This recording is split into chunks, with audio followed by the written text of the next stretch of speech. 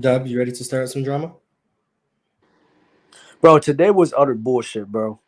I'm not even gonna hold you, bro. That was the biggest pussy shit I've ever seen, bro. Oh, damn. Okay. This man Ron, and I'm gonna put the timestamp just for him. I already sent him a message. This man Ron is such a fucking pussy, bro. It's ridiculous.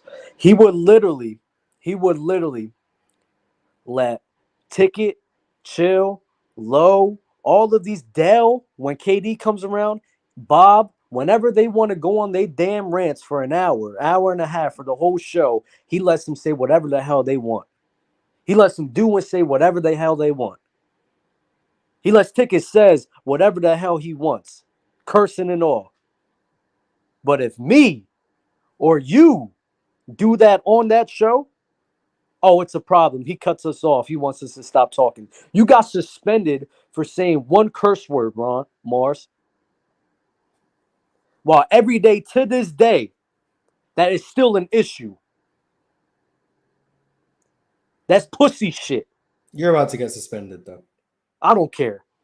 I'm just letting you know. Because I'm not even, because you want to know what? I'm not even gonna be on the shows this week. This week and maybe not even next week. So it don't even matter. I already told him I'm not. I'm not doing open gym this week. I told him on the I'm only doing this to let everybody know that that's some messed up shit.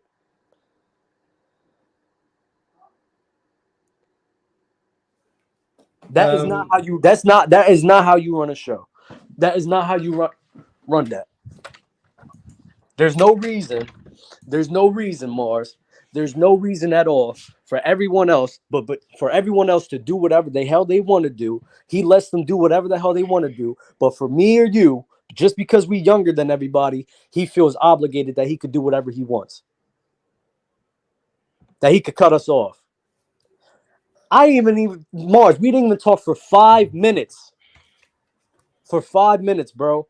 But when they want to talk about Jimmy Butler for an hour and a half about the same topic, he don't care. He don't want to be a host. He don't want to be a host when they talking about that. But he want to be a host when we say so. Why don't you do your job with everybody? Then nobody's gonna complain. But we the issue, right? That's some pussy shit. And that's why I left, because I was exactly gonna say that right there, but I didn't want to put the sponsorship in jeopardy. You can't treat us the way you want to treat us, but then everyone else you want to treat them something different. That's fucked up. free Dub in the chat. Free Dub in the chat. Because So Dub's gonna be suspended for a while. I'm Free not Dub. doing open gym this week. It don't even matter. I'll come back when I feel like it. Y'all be We, easy. we still need the free Dubs in the chat. Dub will be suspended for a while. I'm 96% certain of that. So free Dub. Free Real talk. dub, free Yeah, free dub, Dub. free Free Dub. dub, Free Dub. free dub. Yeah, real talk. Thanks for joining in the midst of Dub's little soliloquy. Oh How you no, doing? no problem. How you doing? I'm doing swell. How are you? How are you? Um, I just hope I don't get suspended by being just part of the conversation. I'm Dub's words are his words. I didn't say anything, so I don't want to be suspended. Um, Open Gym, the title, will this Phoenix Suns super team work? Before I send the link out to everyone, I'm gonna ask Real Talk. How do you feel about this Suns team? Are they even a super team in your opinion? But do you think they're gonna work? That's what I was just gonna talk about basketball now, so we don't harp too long on suspensions and stuff. I don't want to. Right. Yeah. About the title, I think I'm actually really happy that Bradley Beal is going to be playing meaningful basketball again. I feel like, is he like a tier elite player or something like that? No, but Bradley Beal is still really good at basketball, and I feel like it's going to be fun to see him on a team that can actually play. I don't think they're going to win a championship, so I don't think they're going to fill out the rest of that roster, and I just don't think that KD's that guy, bro. Lowe was preaching that last little rant he just had about Kevin Durant, and Ticket been on that same type of time. And like, who do some of y'all think KD is right now? Not like where he used to be, because sure, I agree where he used to be. My He bad, was real like talk. that. Oh my Go god. ahead, My bad, Doug. real talk. I gotta say this one last thing. For as much stuff that we have put into this, Mars, for how much time we have put into this, there is no reason that we don't get the same level of respect like everyone else. For as much as we've been here since the beginning, Mars. I've been here since like episode Before 100. everyone, there's no reason we shouldn't be getting that same type of respect. That's fucked up. And real talk, stop talking shit about KD. I'm not in the mood. Y'all be easy though. There we go. Thank you, though. Thank you. I appreciate you coming back. Real talk, as you were saying. Yeah. I don't think that KD's that level of player to where this should be considered a super team. I think the gap between KD and even Devin Booker is a lot closer now than some people want to admit. Like, is KD better than Devin Booker? Oh, okay. No, I'm sorry. Can somebody tell me why KD was better than Devin Booker this season? I need to know. If you want to say Devin Booker played better than KD in the playoffs, I'm not going to argue with you. I'm not going to argue with that. But I think it takes more than 12 games, 11 games to be the best player on the team, in my opinion. And KD's shown more over the course of the last few seasons to say that I'm comfortable saying KD's better than Devin Booker. Now, if you want to say based on the playoffs, that's what Phoenix is going to look like going forward, and then Devin Booker's the best player on the team, I guess we'll have to wait and see. But for me, I have to see more than 11 games to make that opinion, because 11 game sample size is what get people saying Jimmy Butler's top 5. And yeah, I'm not a fan of that. So so Mars, when KD got to that team, yes, the 20 some odd games that they played. How many games did they play? Not even 20 some. How many games they played in the regular season? I think KD played 8. Okay. Yeah. Even in those 8 games, Devin Booker was better than KD. No, he wasn't. Not in those games, no. KD joined Phoenix and he couldn't miss. I don't know what his numbers were. Someone could look them up. But he couldn't miss. The jump shot was looking nice. It wasn't getting to the rim, but I mean, in the regular season, they didn't really need to. The only game I think he struggled is when he went against the T-Wolves, and I think Jaden McDaniels had a good game against them. But other than that, KD was the best player, was playing the best on that team in the regular season. He was taking I felt like he was taking 15 shots a game. He was just extremely efficient, scoring 25 easy, and then still solid defensively, okay playmaking, whatever the case. I still think he was better than Devin Booker in the regular season. The playoffs, I'll give you, but I just need to see more, in my opinion. I'm not about to say. I don't remember Devin Booker's numbers off the top of my head at that time, but I do remember Devin Booker still being very, very good. And he had a very, very good. Now, was it the percentage wise as far as KD? No, but before he got hurt, Devin Booker was having a great season. Had the Suns team top 4 in the West or whatever the case may be. Yeah, but you gotta remember 4 and 10 were separated by 2 games. So I know, but I'm saying though, but you're still the one at 4 before you got hurt. Yeah, and he was having great games during that time. He was. I mean, Devin Booker's great.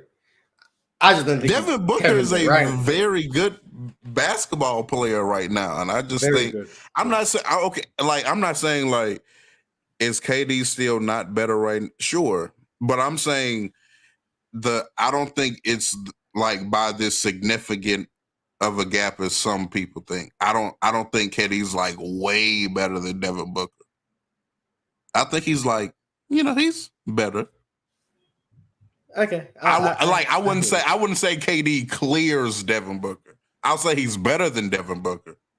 But I'm not saying he clears. I hear you. Let's bring some people up. SB Context Dev. We'll bring out SB Context and Dev. Hello, guys. What's How up, you guys doing? What's up, man? I thought the list was the craziest thing going on. I thought the list was the craziest thing going on. Here comes real talk, setting the tone for open gym. Here comes real talk, setting up the nasty. This is gross. Yeah. This is. Hey, if you guys want to cook him, go ahead and cook him. I mean, there is a gap. Honestly, real talk, I don't think we can go based off 8 games because it's not a large sample size. I think I agree with everything Mark said because Kevin Durant, even before the injury, he was an MVP candidate, and he was shooting like 60% from the mid-range at historic level. And I think his scoring, he's still a better scorer than Booker. If you want to say Booker defensively is better or they're close, then I'll give you that. I just think this Kevin Durant. No, it's not. Devin Booker not better than KD on no level, right? I'm talking in the playoffs. That playoff run over. Everybody got over gas to Devin Booker, bro. Damn, I'm trying to tell you. No, they did. But then again, Booker was getting off because of the KD's gravity. We all know that, and 100%. And Kevin Durant was facing more the defensive attention. So Kevin Durant all season long is better. It shifted. Booker was having one of the most historic runs we've ever seen by a guard. He did. As I'm lagging to this, I think that's real talk. Yeah, I'm lagging. No, that's Deb. He's lagging. Deb. No. Look, I don't necessarily agree that the whole series they would pay attention to KD. I think it was like that. I think it was either game 3 or game 2 when Devin Booker went off, and they actually switched it a little bit. But by that time, he was really hot. So, but I just think he did look better as a second option. But I can't say if any point in the time in the season I said Devin Booker was better than Kevin Durant. I don't know when. Yeah, but you've said during the season that De'Aaron Fox is better than LeBron. So I think I don't have De'Aaron. What? No, I don't have LeBron in the. You talking about? I had never had LeBron in the top 10. Yeah, so why would you care about your list? You had De'Aaron Fox over LeBron, SB? By the end of the year, yeah. By the end of the year, for sure. See? For sure. So SB. No way. I don't but the point is that LeBron's not in the top 10 for me because he just don't impact the game the same defensively. So wait, because then when you put LeBron, don't you take into account games played? You can do that. LeBron. What are we talking about here? LeBron missed a lot of games but okay. SB, if you want to dock KD, I'm cool with that. But I'm just asking you. Don't you usually like count that because you are somebody that like you have Tatum top 5 because he's first team. He's 70 plus games a year. He's like right. That's fair. But all right. So yeah. Okay, KD, I agree with you on that. Who plays 47 games? He played 47 games. Right. Okay, so if you want to dock KD from the games, that's perfectly fine. I'm cool with that. But when you telling me that LeBron is what everybody top 10, so that means you gotta have AD higher there because AD is a player. I do have AD higher. Yes, I do have AD higher. Yeah. So what? So wait, if you got LeBron at what? 10. I got 9. 9 or 10. He's at 9. Okay, LeBron's at 9. So you got AD where? 5? 7? No. 7? 7 or 8. Yeah. I mean, 7 or 8. Yeah. But it's just but the thing about it is like what you put more emphasis on the value, like what you value more. So that's the way I would look at it. But I think AD, his two-way provided more value for what the Lakers needed versus LeBron's overall, whatever he brought, like whether it be the playmaking, the lack of rim pressure, like and the shots that he took was so like uncharacteristic that put a bad taste in my mouth as far as LeBron. Like he kind of fizzled out towards the end. So like has LeBron been? I know we're not trying because it's about the Suns. Last question. We go to the Suns thing, and I have my opinion on the Suns. But so LeBron has been at that top 10 range all this year, and what does LeBron do now to keep him in that range compared to all these other guys who do? Who's these other guys? De'Aaron Fox. I mean, you got. I mean, around that top 10 range, you got. Let me see. Tatum, because y'all got Tatum, Fox, Spider Mitchell, SGA, Luka. We have to do arguments on why LeBron James is better than De'Aaron Fox. I have Luka over LeBron. I have Tatum over LeBron. So, and I'm sorry, Donovan Mitchell and De'Aaron Fox should just be givens. Donovan Mitchell not better than Book. What are we doing? I mean, but no, let's not make it. It's not even about that because I feel like LeBron get more carry because his name value instead of just looking at what's going on. But, looking at LeBron's game. De'Aaron Fox is better because he's better all around besides probably playmaking right now at the age he at now. What do you mean all around? So he does everything better than LeBron at this age. De'Aaron Fox at the age. Look, y'all think LeBron don't do everything the same no more, bro? But he does it better than De'Aaron Fox. He scores better than De'Aaron Fox. What's the argument for on a consistent basis? Yes. What's the argument for De'Aaron Fox? I said it, but if y'all, we just gonna agree to this. What's the argument that De'Aaron Fox is better than LeBron? It don't matter what I say, it ain't gonna change your mind. So I'm curious. What's the argument that De'Aaron Fox scores better than LeBron? Mid-range scoring. I give you that. Explain your reasoning. Okay, the reason why I don't have LeBron in the top 10, and I probably would put De'Aaron Fox over. I think LeBron defense has been horrific, not non-availability. I think he's pretty much his game depends on his IQ, which is why he still look as great as he does. But then you got a younger guy in De'Aaron Fox who impacts the game more, can score at a higher level. Defense is better. And I think only thing I get LeBron because his IQ is so high in the game that his playmaking is better. But I think why is Fox not better than Kevin Durant by what you just said? That's fine. I said if you want to dock KD, that's fine. If you what's fine? If you're trying to use Fox is better than Kevin Durant? No, he's not. Oh, okay. I thought you said that's fine. He's better than Bron. Why is he not better than? But I think besides available. Wait. Let me finish let me answer the question because I say you try to use my logic against me. But if you everything I said besides availability, KD does better. He impacts the game more. Plays better defense. Everything to De'Aaron Fox. Probably that's it. I don't think LeBron impact the game the same no more. That's it, bro. Okay. You can't quantify that, but I'm not mad if people have LeBron gonna be 40. Y'all still say he a top 10 player, bro. Stop it. Because he impacts the game. You're comparing LeBron to his past self. That's the issue. Right. No, I'm comparing LeBron to this year. No, well, you're comparing everything I'm hearing you say. LeBron doesn't do this the same, or he doesn't do this as well as he did. He's still doing it better. Other guys who does that better. De'Aaron Fox, though, that's the problem. De'Aaron Fox score better? I think y'all looking at the name instead of what actually happened. No.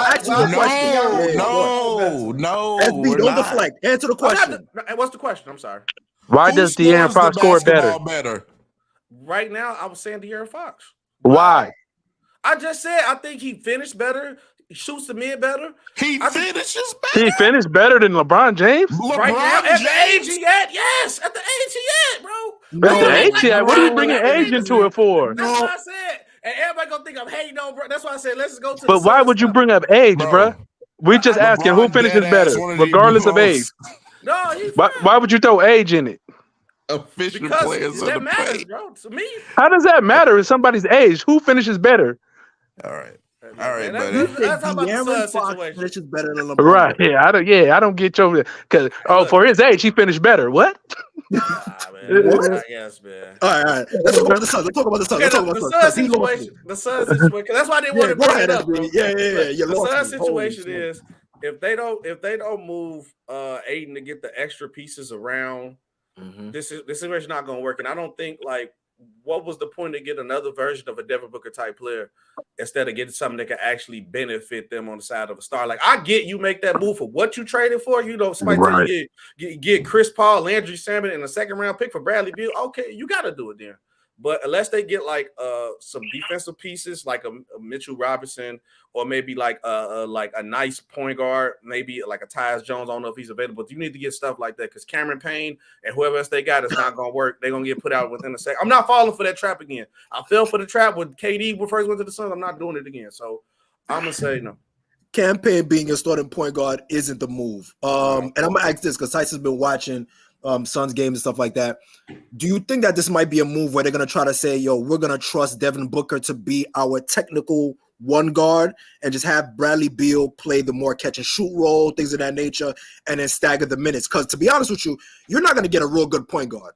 It's going to be really tough for you to get a good point guard. So at this point, after watching what they did against Denver, and with Devin Booker being the one that was kind of like, initiating the offense for the most part, do you feel comfortable with Devin Booker playing the one throughout the year with those type of plays? Because to be honest with you, all three of them can work together. It's just, can Devin Booker, can he pick his spots the right way? And can he make his teammates better in that regard? Like picking the right spots, when to feed him, when to get himself going, stuff like that. I think that's what the real kind of conundrum is, or the big question is. So Tyson, I'll throw it to you since you've been watching them the most. I don't like Devin Booker as a one. We had that experiment before, and he's just not a good. He doesn't anticipate. He doesn't see defenses that well. He can pass the ball obviously when he sees it. When it's an open player, of course he can make the pass. That's not the issue. The issue is his anticipation. His seeing where the double team is coming from. A lot of times he turns his back to the double team. He turns his back to the double team. He gets trapped. You know what I'm saying? A lot. I just don't see him as a great playmaker. He could do it, but it's going to be obviously it's going to be struggles with that come with that. But I didn't like the move when they were proposing it, and I was on a different show and they asked me about it. I said I don't want Bradley Beal for the same reason. Some of the same reasons you mentioned. He doesn't add. It's a great player, but I'm more into team building. The chemistry, what I'm saying, foil players that do different stuff that can complement a team or supplement a team, not just somebody who's a great scorer or whatever, or what I mean. That's not what we need. We need interior. I think he does compliment them, though. To be honest with you, I think he can compliment them. He don't. Him and Booker play the same, and I would say I disagree, because to be honest, I'm gonna give just a little bit of pushback, and then we could take it for another. But to be honest with you, I think Bradley Beal's gameplay and his style developed by necessity. I think losing John Wall, losing a playmaker, because he was a catch and shoot guy. He was a lot of catch and shoot. Like that was his thing. Like especially coming from college too. He wasn't this shot creating guy. What ended up happening was that since John Wall got injured so many times, Bradley Beal, they had no other real good point guards. They had Ish Smith. They had like rotating pieces. So it forced Bradley Beal to go from a catch and shoot player where he was shooting close to 40 or 40s at one point, 40, 38, high 30. And then it went to with him taking a lot of off the dribble threes. Now as off the dribble threes went up to like 34, 35, but then his catch and shoot went down because he doesn't get the ball in those opportune times. Right, so I think like with Devin Booker and KD, they allow a lot of catch and shoot opportunities for him. You know what I mean? I was going to say that context. Yeah. I was going to say that. I was going to say Bradley Beal is more of a plug and play type of player. He doesn't have to have the ball. He's a catch and shoot guy, and all three of those guys are. So I'm not saying they're going to get in each other's way. I'm talking more of defense, rebounding, all together. Playmaking. You know what I'm saying? I'm talking about all those aspects, not necessarily as far as these guys going to step on each other's toes in the offense. I'm not saying that. I'm talking about chemistry. Who's just not going to care about doing scoring and getting everybody. Ain't no point guard like that in the NBA today. So what's that? I said they ain't no point guards like a Rajon Rondo sitting out here who don't really care about scoring. But that's the thing. That's the thing, SB. We don't need necessarily a scoring. You know what I'm saying? Or an ISO point guard. We don't need that. So it's a lot of guys you can plug in there that are good playmakers, but lack in other areas that those other guys make up for, right? Yeah, so we don't need we just need somebody solid, like you said, like a Tyus Jones, somebody solid who can make an open shot, something like that. Nothing crazy. Javon Carter for what's his name is defensive point guard. What's that? Tyus Jones is a good name. Tyus Jones, Javon Carter, that type of point guard that can come in, play defense, pass the ball around, and knock down an open shot. We don't need a whole bunch. You know what I'm saying? Tyus was just trash in the playoffs. Who? Yeah, Tyus, yeah. That's fine, but I'm saying that's because it's a trash, offense per se. That offense is whack. So Tyus Jones in our offense, he don't have to do as much. He's not gonna have to carry no big load. You know what I'm saying? Like you said, knock down an open shot and get the guys the ball in his spot. Shots. Yeah, he's gonna get them campaign. But campaign is a shoot first. He's a microwave. He comes off the bench to try to score. No, campaign not that bad. Don't do that. I mean, you know what I'm saying. All I'm saying is he comes in and try to push the offense. He's a fast break guy.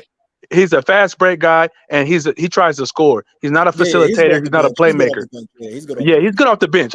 He's not a horrible player. He's just not for running your starting point guard on a team that already has scoring threats. No. Watching him play though. Hey, don't y'all pick up Bradley Beal no trade clause? I don't think he's going to his contract. So now if this don't work, y'all might still be stuck with Beal too. Because I think that's a fact. I don't know the ins and outs of that, but that's probably facts. Mars, let me ask you a question. So now looking at this roster, how would you, if you're the GM, right? How would you fill out the rest of the roster? And then the second question I do have is, would you take out a look at Dillon Brooks if you're the Suns?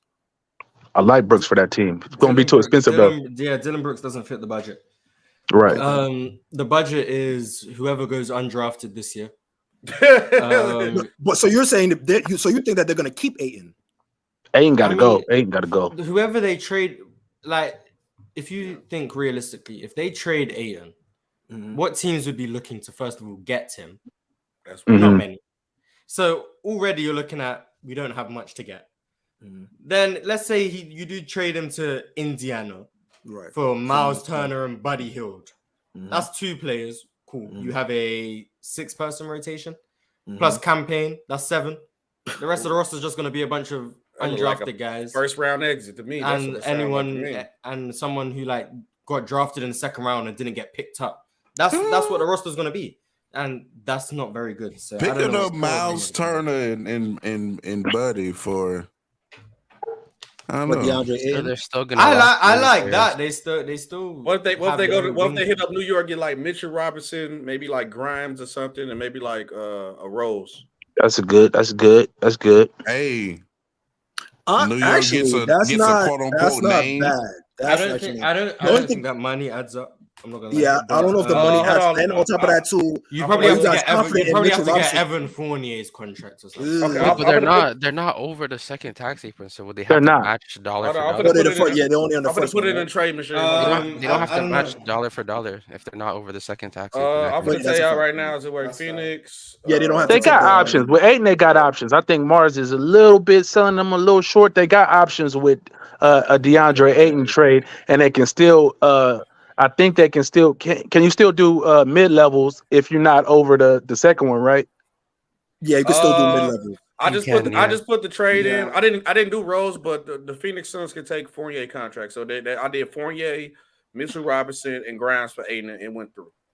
That'll be good. Something like that'll be good. They got a few options. They gonna have to work Julius though. Randle and DeAndre Ayton. You're still lacking. The Knicks gonna be. You say Julius Randle with anybody, Mars. So stop it. He's gonna lose his mind. Hey, no, that's a bad front. If you can court. That's a terrible front court. That's a layup line. No cap. You can get off of Ayton and get I know Brooks is a free agent. He's gonna be looked at heavily. I think on this team he would actually look really good. I'm not gonna lie. No, he will be. Not Dillon Brooks, Brook Lopez. Oh, Brook Lopez. Oh, yeah, but I think Brook about to get paid though. Yeah, he's about to get paid. I don't. If you do a signing trade, you can do something like that. But teams are still gonna look at him. But who paying him for real? And at this age, how old is Brook Lopez? No, because he's 35. 30. He's not that. So by pay, what do you mean by he's getting paid? Like how much do you? Because he's he was a depoy candidate. I don't know. What do you project him making per year? I say 25. I say about 25 mil. You think he's $100 million?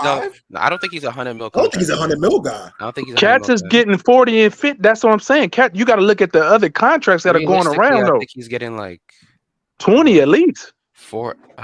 Let me do this real quick. Maybe 20. Cats is getting like 40, 50. 20 at least. I could see him being an $80 million guy, but 100. Who's getting 18 mil? I think he's getting Brook, like maybe. You don't think You he's think getting a team's offering Brook Lopez 4 years? Yeah, I don't think not 4 years. No, yeah. It's gonna be I think a team. I think he get a 2-piece. I think he probably get a 2-piece. Teams who are going to offer him most likely are going to be like teams that give him like maybe 1 to 3. I'll say 3 at most. The year. Yeah, 3 sound about How y'all right. know he leaves? How y'all know he leaves? Any team that offers him 3 years, that's where he'll go. You said what? Well, how y'all know? How y'all know Low-key. he leave Milwaukee though? You don't think I don't know what Mars just said. But. I don't know what he said If either. they offer him 3 years, they're bugging out, basically. Mars said he going to any. They overpaying him. I said 3 as the max. I don't think 3's. Dallas will offer him 3 years. I promise. Yeah. Right. But Teams that that would need make sense for Dallas, though. That would make sense for Dallas. I think he could be like 16 mil. He could be like 2 16. years, 32 mil or something like that. Yeah. I think. 17. I think that's fine. Probably between 16 to 18. I think he can do. I think he can do for a 2 stretch for 5 40. depoy. I think he can do 2 for 40. He's too old, Ty. You gotta. It's not about the age, but that his agent is not gonna. I don't think You he's just not a getting that depoy. many years though. Yeah, I'm talking about the per Oh, year. about the money. I got you. Yeah. I'm talking I about the think per if you year. gave him 16 more is light, years, he bro. would come 16 down is on light. that per year though. Yeah. Yeah. That's If you the offered that's him the some compromise. security as an older player, he would come down on that per Agree year. with that's that, real. fair. Agree with that, And real. that's why I think Dallas might be the best move because they can probably offer him the most security. Yeah, he could get a 1 year 2022 or a 2 year, 3 year So Dallas 18. lacks so much shit. My bad, Ty. Go ahead. What? No, what'd you say, bro? I said Dallas just lacks like everything. Front court, Yeah. wings. Yeah, they need a lot. That's They need a at lot. this point, they're desperate, bro. They have to. You know What their money look Start like in building a Dallas though? What their money look like anyway? I think they're flexible, right? Yeah, They I should think be. they're ranked in the top 10 as having like the most flexible like cap. They're in the top 10. I think they're between like 7 and 10, if I'm not mistaken. So they could go But they get got some guys, money. but like they need to get a lot. So like they They actually need Oh, to yeah, get- for sure. Especially, I just thought about something too. If the Phoenix Suns want to get like some good defensive bigs, I mean Detroit is overloaded with bigs too. So maybe you hit You up. said defensive bigs. You said defensive. I you see, I tried to stretch it. I did. I tried. Who are you referring to? James Wiseman? Maybe Stewart. I don't know. No, what's the center? What's the center's name over there? It's Jalen Durant, Stewart. If they get rid of Jalen Duran, that's a dumb mistake. Jalen Duran is going to be No, so no, good, no. bro. Oh my Monty, goodness. And then Monty ain't giving them nothing in Phoenix. Real talk. I was backstage when you said that D-book shit. That was nasty. I ain't going to That's disgusting, bro. I don't care what you, bro. If you're saying that he's as good as Jason Tatum, then I ain't gonna lie. So that they're Hey, they don't value Tatum. Hold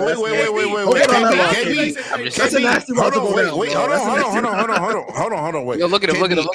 As a Tatum fan, You're not mad at it? I'm not upset with that, bro. Right. Just Hey, offensively. bro, Let's look Devin just Booker- offensively. Bro, Real talk. Just As offensively. Devin Booker as long as you keep it is really good, bro. As long as you keep it consistent, I don't care. Devin Booker's a damn good basketball Yeah, player. if you comparing just offense, I'm just going straight offense right now. Booker is in that realm, bro. Yeah, just offense, but now Booker's That's what I'm saying.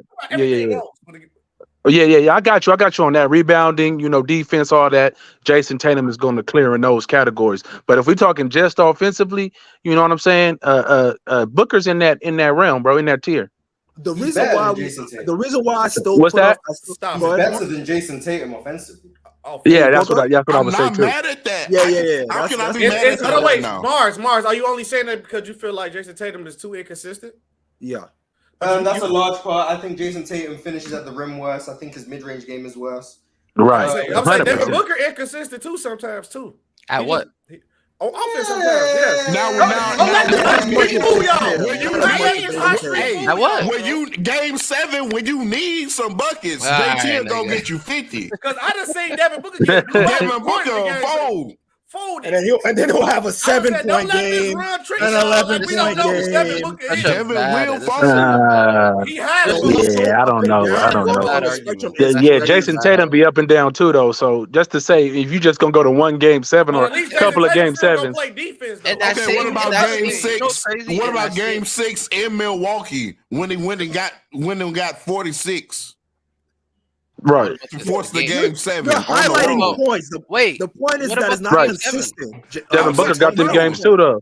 Devin Booker got them 40-pointers too, though. What about That's the what I'm game trying to 7? say. Like the consistency is way more on Booker's side than it is on JT's side. sure? That's a fact. You sure And about the I that? fact think that it's close. I think it's You close. sure about that?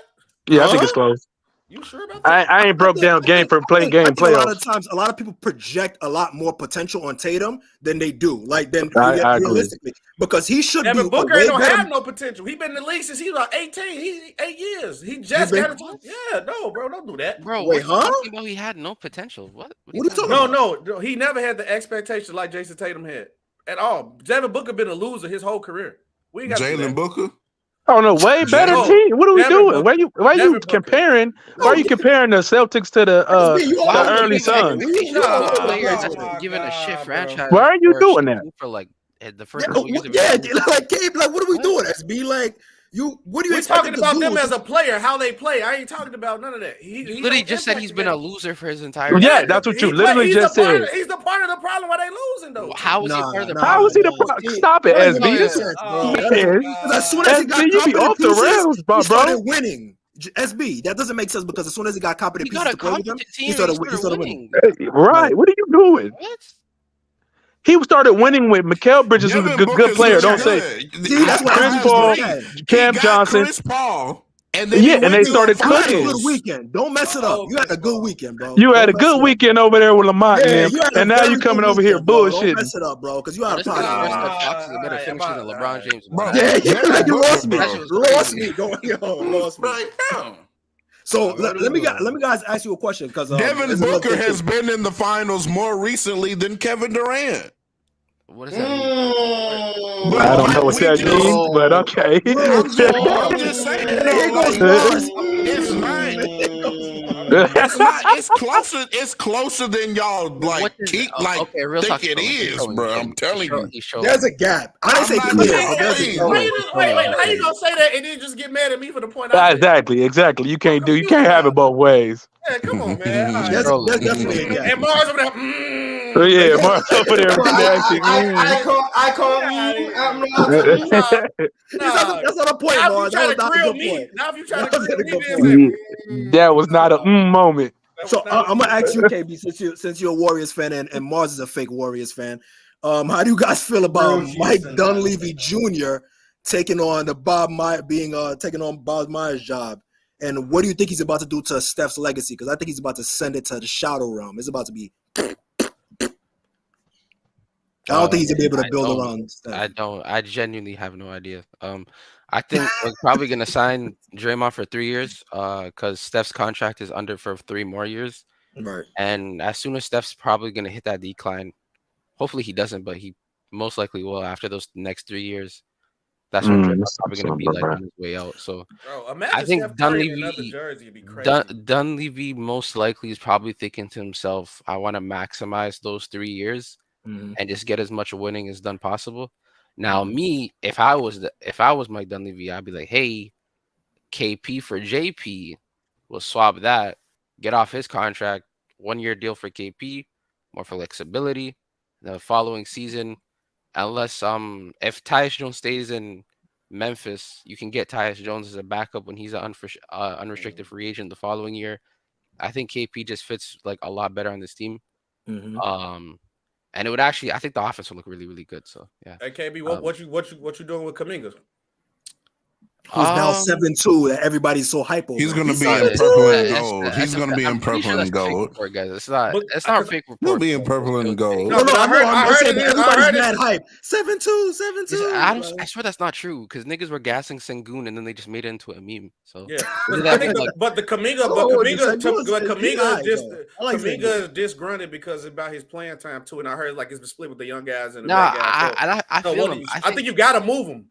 I don't think so. Honestly, if you get rid of Poole, I think you do. I don't think you. No. If you get rid of Poole, you could keep Kuminga. You can keep Kuminga. That's what I'm saying. Sure. Like Kuminga's still like a solid POA defender, and he's like he's showing flashes of like great defense in the regular season for sure. And then he's like another guy who's I guess a rim pressure guy. Would you force Kerr to play him? Because Kerr don't play him. That's the problem. I think he should. Kerr played him in the regular season. He did. I think Kerr's like kind of an attitude guy, and when guys show like bad attitude, he has a tendency of like not playing them at the right moment. So like Moses Moody's a perfect example. He didn't get no runtime during the regular season, and he was really good. He was a solid role player for us in the regular season when he got spurts. But then he kept his attitudes up. He was always there. He showed up. You know what I mean? He gave effort, and then and then in the playoffs, he actually got rotational minutes, and now he's looked at as like a suitable role player during the postseason after 1 year. He hit shots as well. Reminds me of y'all want Aiden? We'll take some of them wings off your hands. Nigga, we'll take some of them. Why would we? Y'all can have Aiden, bro. We'll take some of them wings off your hands, bro. I'm good. Y'all can get. You gonna give him? Yeah, man. I mean, for real, I'd rather have Kevon Looney than DeAndre Ayton, bro. Like, come on. That's hilarious. Damn, that bad? That's hilarious. Looney Tunes over Ayton. That's hilarious. I'm so disrespect. I ain't mad at him for that though. I'm not mad at him. For that team, I'm not mad at him either. Really, for that team, that's hilarious. Looney's not a better player, but for that team, yeah. We're not gonna see Aiden true potential unless he go to a team that he's the second or first option. Because I think if him second first option, if he's the first option on any team, that team is trash. No, they're gonna lose, but he gonna give you about 23 and like 11. Yeah, that's facts. He can do that. But they trash though. That's empty. That's an empty 20 and what up? Like, what's the point of it? Like, you know what I mean? It don't lead to nothing. But to answer your question though, context, I think he's probably gonna try to maximize the years that Steph is still in his prime. So that's probably the main goal right now. I don't know what that's gonna look like for him. Yeah, that's the real question. Because I heard that Dre is commanding. He wants Steph money. I don't know what that means. I didn't hear him say he wants Steph money. I never. Dre who? Well, it was what was it? That 4-year 44 that Steph signed in 2013. That's what he's talking about. Oh, that. Yeah, because I heard. I ain't gonna lie, bro. Draymond said that he's a real ass nigga. I'll be so real. A real nigga right there. I mean, if he wanna win and end his career as a we'll Warrior, give you 3 year 55, bro. Take it or leave it type shit. You know, everybody. Yo, people gotta understand this though. My boy. If you wanna keep that team tell together, Dre you wanna stay in one place. You come play the 4. Come play the 4, Dre. I think what the Warriors are gonna do though, like come play the 4, Dre. An ideal situation. For what team? He's not going to LA, bro. Look at Real Talk. That's the most. That'd be the most. You niggas have Vandal. You don't need Draymond, right? But listen, come on down. We can get rid of him. I don't think Draymond fit that situation. I don't think teams are gonna be offering him a crazy contract because I think Draymond best fit situation would be either the Warriors, the Kings, the Blazers. Or maybe like somewhere like Boston where he can play make and get guys in position to score. The Lakers, I like him on the Kings, actually. I really like that. Yeah, he got to go somewhere where he can initiate and get him on his chest. Draymond ego too big to go over there. I'm sorry. Yeah, he might have to. He might owe Sabonis a fade. No funny. Before they he could go over there and like be in the same division. You know what I'm saying? Potentially knock the Warriors out the playoffs. So then you move Keegan Murray to the 3. And you get off Harrison Barnes. What do you do with Draymond in Sacramento? I heard you guys say that, but I'm thinking, then who's playing all ball? Fox like, when you moving Fox all ball, like, what are we doing? Yeah, that's what I'm saying. Yeah, like Draymond Green showed that the ability to play with the off ball, they do the high pick roll like him and Steph do, because Steph play more off ball now, and it still works. Yeah, but I know because Steph is an elite shooter and an elite gravity guy. Who on that team is that? I mean, you compare it to Steph. Kevin Herter. I knew you was gonna say it. He can shoot though, but not the Steph level. Kevin Herter can't shoot. Red Velvet. I think Fox and Draymond pick and roll can be good. I think who's pick and roll? A Fox and Draymond. I think a Monk and Draymond handoff can be really good. Yep. Why would teams not just trap Fox? Were you gonna kick it to Draymond for what? What is he gonna do with it? Because Draymond does. go ahead, Kate. No, Go I'm ahead. saying if you want to stop De'Aaron Fox from getting down, like if he sets a screen where he's getting to his dominant hand, so his left hand. Say the big man wants to hard hedge that or whatever. Right. If you put Draymond in any role where he's working off an advantage, 4 and 3 or something like that, he'll take it. He's gonna for the most part make the right decision. So I'm saying I understand. that can be very effective. That's where I disagree. He's not right 4v3 advantage creation with Steph. You're most likely going to trap De'Aaron. They can just pre-switch Draymond onto a wing, and they can just switch that action. And you just put a wing on Draymond. They run the pick and roll. You switch it now. Wings on De'Aaron Fox. Now he can't table set. That's what I'm saying. Like it can work if we're like a little bit. It can work for Herder. You don't think it can work for Herder? It would help them a lot. I was like, that defense. But if you so that means are you putting your stronger wing defender on Draymond? So now Fox may not even need his pick then. He can be no one said it has to be your strongest, bro. He can be like your secondary wing. You could put a suitable wing on him for that time being, and then gap off of Draymond. He's not the same nigga who used to be able to explode off of the roll, finish with rest in those manners. So like that's why Draymond said he wanted his contract to match Steph's contract length. Not the money. No, okay. He gonna retire after that. Then he gonna play that contract. Yeah, but now Deco. I agree with you, KB. That's what I. Oh, go ahead, man. Thank you, Deco, for W Superchat.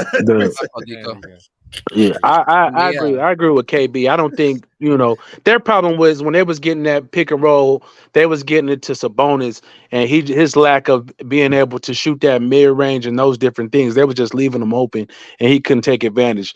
They could do the same thing with Draymond. He's not the rim pressure guy he once was. He's not the shooter. Obviously, he once was. But his advantage was he'll attack that pick and roll, and now you're kicking into great shooters and those type of things. And I don't think Sacramento Kings is necessarily built in the same construction as the Golden State Warriors. Kevin Huerter is basically Klay Thompson. Right. Keegan Murray is basically Andrew Wiggins. Okay. Right. I agree with that. But Fox is not Steph Curry. Yeah, he can't shoot like Steph. But Fox is not Steph Curry is the problem. But he's better than LeBron though. So I mean, see, here we go. I think he's a better yo-yo. He's a better. I also think when you think about Draymond, when you think about Draymond on the Kings, they're also getting a lot more stops, boards, and getting out on transition. That small ball line. Why would Draymond would be nice too? Why would they get more? Even though Draymond's like an elite defender, why would they get more stops if he has worse defensive help? No, but also because he's he's still a great defensive player. He's coming to the team, so he will improve the defense. Yeah, you gotta explain. Yeah, that's what I'm saying. It's not that bad. Like, I didn't agree with that, KB. The Kings defense is not that bad. De'Aaron Fox is a better defender than LeBron. De'Aaron Fox is a better defender than LeBron. So that's decent. Okay. Oh my God, Mars. Mute yourself, Mars. Draymond Green's defensive player of the year caliber. Domantas Sabonis gets rebounds. When was the last time you saw Depoy like defensive of the year like caliber player? When was the last time? 2022. For what, 2 months? Before he got hurt. Yeah, so like 2-3 months. So before he got hurt, yes. And then in the playoffs, yes. He did show.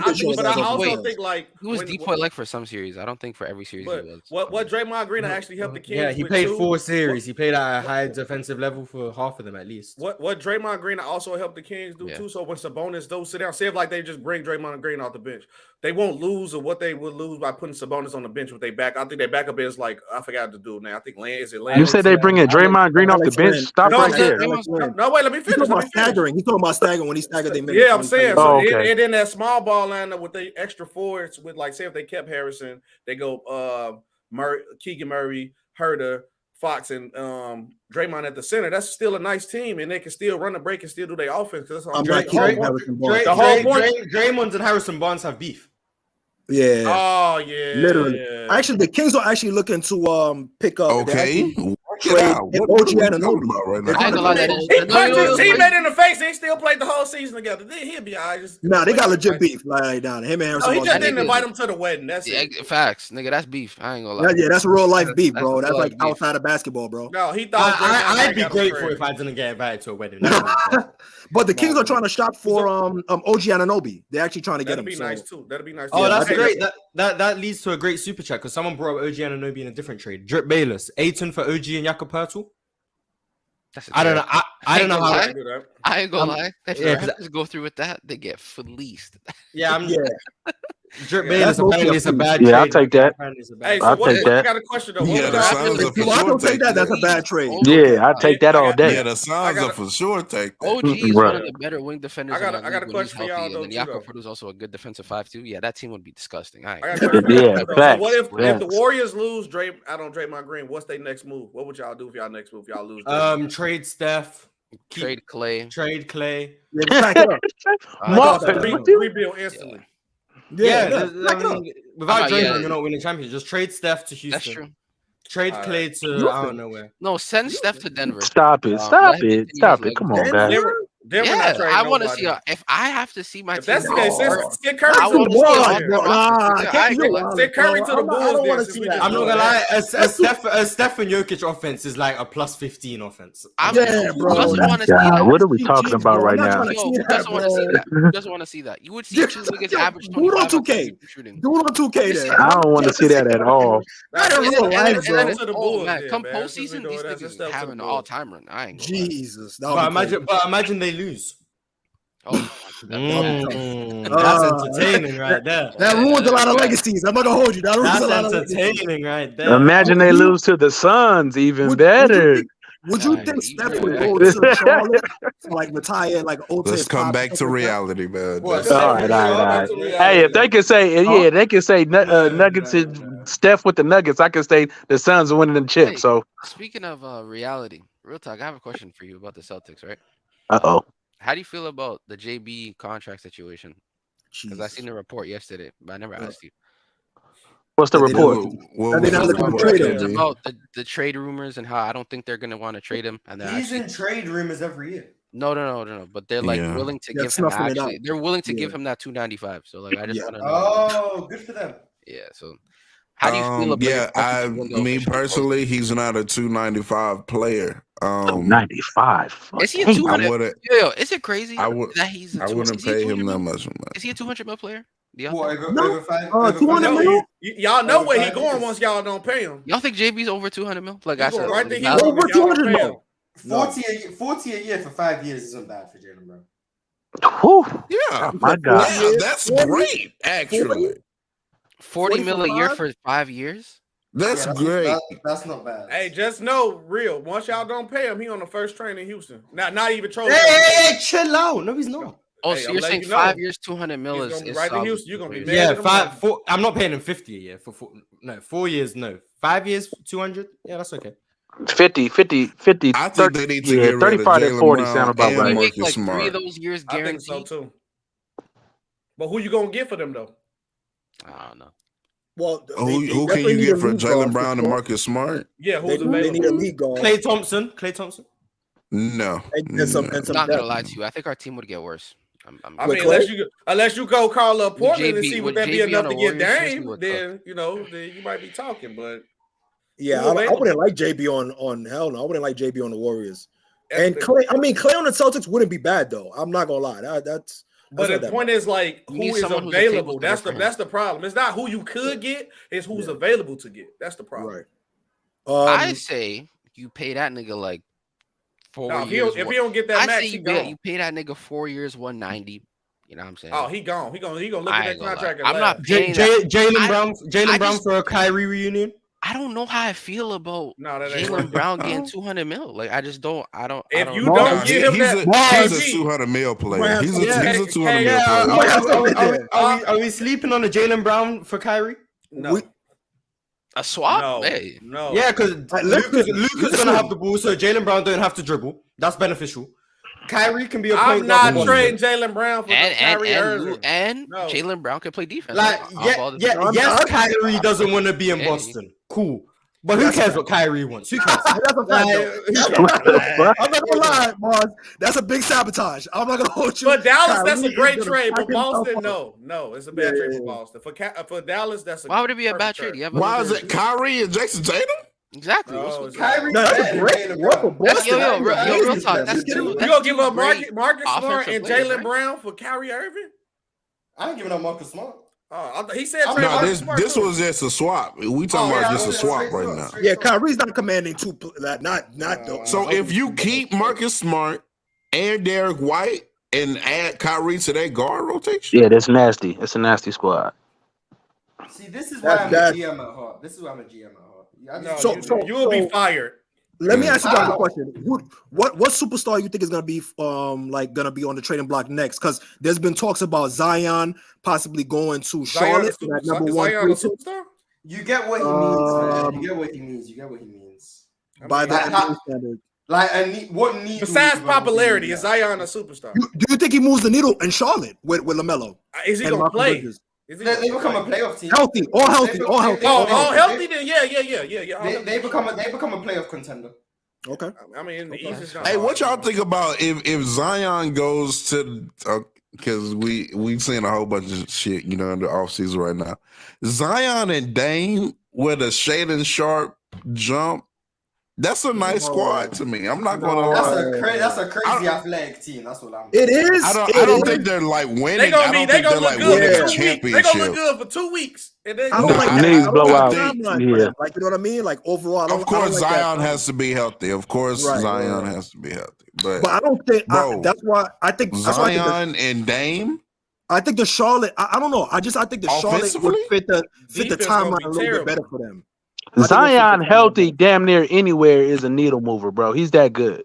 his Okay, defense. okay, let's calm down. He's not that good. But with Dame, Yeah, he is that good, Morris. Yes, he is. He's Hey, popular. Mark, That's yo, not a Mark, bad- respect that's not a bad Zion's look. rim pressure. He's popular. That's what it is. He's popular. He's not popular. He's good, bro. Zion's That's okay. crazy. Zion's okay, but he ain't. okay, nah. Is he better than SG? Zion's a No, Zion's Zion's not better. No, I wouldn't say better than necessarily a SGA. No. Zion's not even the best player on his team, but that's nah. He got better than SGA. But Wait, you're saying Zion, when healthy, still not the best player on his team? Be Yes, out that's what I'm cold, saying. bro. That's what I'm saying. Brandon Ingram is better than Zion. Brandon Ingram is a nice player. By how much? I don't know, bro. That's tough. I'm fine saying they're in the same tier, but I'm comfortable saying I'm comfortable taking Brandon Ingram. That's fair. That's fair. They're both top 30. They're both top 30. And you take it because you're taking like Brandon Ingram's shot making ability, versatility, things like that. Yeah, and also I think he's a better passer as well. But yeah, I think Zion's more impactful, but I think B.I. is a very, very good player, though. Moving Mars's one health into probably has to see Zion in a playoff setting. I'm assuming. How many games Zion played in? How long That's true too. That's true too. By the way, when Zion was drafted, what year Zion was drafted? 19. How many games he played since 2019? I don't think he's played a full season. He played he one. played He played 21. He played 61 games in 21, which is basically the full season. Oh, yeah. Right. Okay, good. But other than that, I think he's played like Everything's 100 been games like in his career. 20s, like 20. I think 100 games 20. is crazy. I think he's played like 100 games in his career. So 100 games is insane, man. In 4 years, right? In 4 years, and got an extension. It's crazy. that's tough. I think the way defenses have to scheme for Zion, and dedicate a lot of players off ball, shading his way and stuff. He can create. I think he's more impactful than the B.I. He creates a lot of gravity for right. Sure. Definitely creates gravity. The thing about it is, if you another question I will ask, would you guys look at Orlando's guards and try to pluck one of the guards from them? Like, because they have a lot of guards. They got Gary Harris. No, I think Gary Harris is a free agent, but they got Markelle Fultz. They got Cole Anthony. They got what's the other guard? I think they got another guard too. Jalen Suggs. So would you, if you're like one of the contending teams, whether it be the Suns, Boston, like would you try to take a look at one of those guys? The only one I want is Markelle. I Fair. said I think you're not looking at Gary Harris. I think the only one they will give I'm up good. is Cole Anthony. I don't think they're giving up Suggs or folks. I don't think they're giving them up. I think if you call them, they're gonna tell you we only giving up Cole Anthony. Honestly, That's fair. That's a lot of talk with the Cole Anthony's a 6 man anyway. Like that's what that's why I said agree. they'll Right. give him up. Same Yeah. way. I'll take Cole Anthony over there. I'll take Cole Anthony on my squad. Do you think that Jalen Suggs is You'll take starting anyone, point guard? Tyson. You'll take anyone. So At the point guard position, really, I'm taking. You know what I mean? At this point, you got no we choice. don't need, like I said, we don't need no star. We just need somebody who's gonna knock down the three, run the offense, baby, play some D. That's all we need. Would you take Ricky Rubio back in Phoenix? That's crazy. Nah, I don't know about Ricky. Work for y'all though. He might that work. might work. If no kid might I'm work. laughing at that. It's just like, that was Ricky so Rubio. random. A random name. That was random though. Yeah, that's why I'm laughing. But it might work. I'm just seeing how you feel about. They're talking about Dwight. What y'all think about us signing Dwight?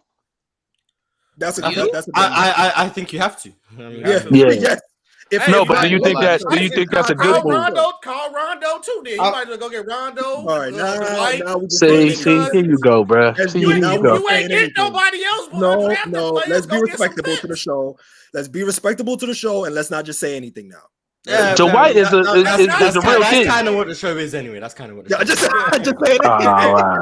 Honestly, but realistically speaking, though, you gonna get a bunch of players like in that realm anyway, like undrafted players or G League. But I'm saying Dwight is a good look. I understand that's what we got to look to. But I'm saying Dwight can be, you know what I'm saying, solid in that role.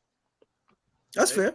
That's fair. I agree with that. I mean, I ain't seen what he was doing in Taiwan. I don't know if he was good. He was looking like, Yo, here's the funny thing. They actually said like, yo, he needs they gave him a performance-based contract and they lowered his money and they said, yo, you didn't do as well as we expected you to do. Mind you putting up a triple-double like a crazy, like I think 30 point triple-double, and they said, yo, you need to do better. I said, you need to do better, bro.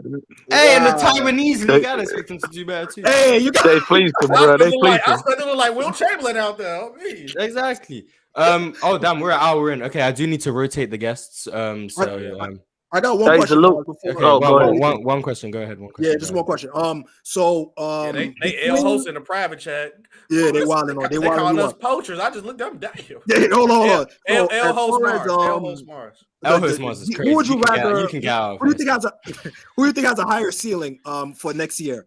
Orlando Magic or OKC? I know you're high on OKC, but just to watch out for the Magic, I'm just curious. What do you think? Who do you think is going to have a higher ceiling next year? Okay. I'm high on Chet. I'm high on Josh Giddey. I'm high on Shea. I don't know who they're going to get. No J-Dub love. I'm not. I like him, but I'm not like I see all-star potential in those three. I don't see all-star with Jalen Williams. I think he could be a fine role player in this league. I agree. Okay, that's why I said I think he can be a very strong role player, and I think that's good for him. Like nothing wrong. OKC got a good roster construction, man. They really onto something over there. With Isaiah Joe. I'm not saying he's an all-star with those level shooters, with the playmaking. Giddey. With a bona fide star in team complements well. Shea. So they got a good team construction, and they're gonna make the playoffs next year, barring health.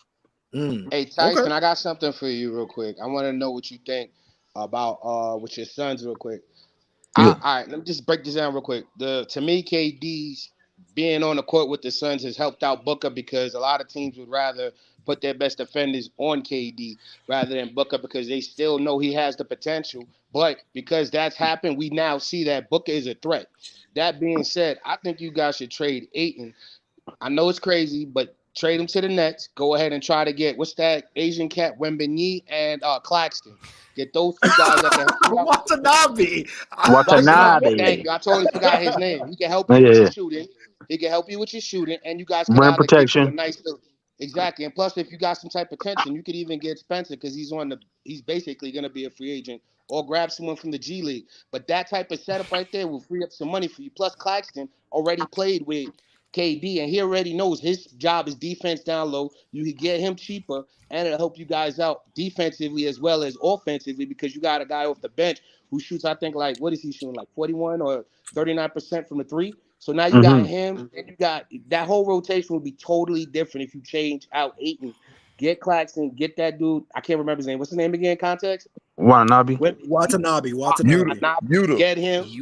off the bench. And then also I like the idea that Big Ox Bob said, where you start with your boy that they just signed, Beal, But then when we start with Beal, they take him off and have him run like the second team a little bit more time. Like let him get 5 minutes with the starting rotation and then have him come off the bench a little bit and help out with the offense. I think you guys do these little trades and then try to get like a Dana McDaniels or a Herb Jones. You guys got your 8 right there, and it ain't even that much money you guys took off the books. What you think? Those are like the Nets aren't trading Claxton. I was about to say. Yeah, I was about to say. Look, I'm trying to give you guys offers. I'm thinking, like I'm saying, trying to help you out. I don't think your team's a super team because with y'all 2 stars that you guys got with Booker and freaking KD, them dudes is gonna eat. Because if you really think about it, they're gonna put their first and second best defenders on KD, or Booker's gonna get their second or third. You guys need somebody to help you out on the side. That's what I'm saying. Like you gotta find that killer that's gonna come off the bench. Like y'all say, even ISIS Joe.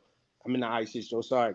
I keep saying that shit. But yeah, like the dude Joe from OKC. You get somebody like that come off the bench, give you a couple of 3-pointers, good step. Y'all guys all right. Because to be honest with the whole cat, you guys really only have enough space for like, I think, 8 good players that can help you out. 5 good starters and 3 good role players.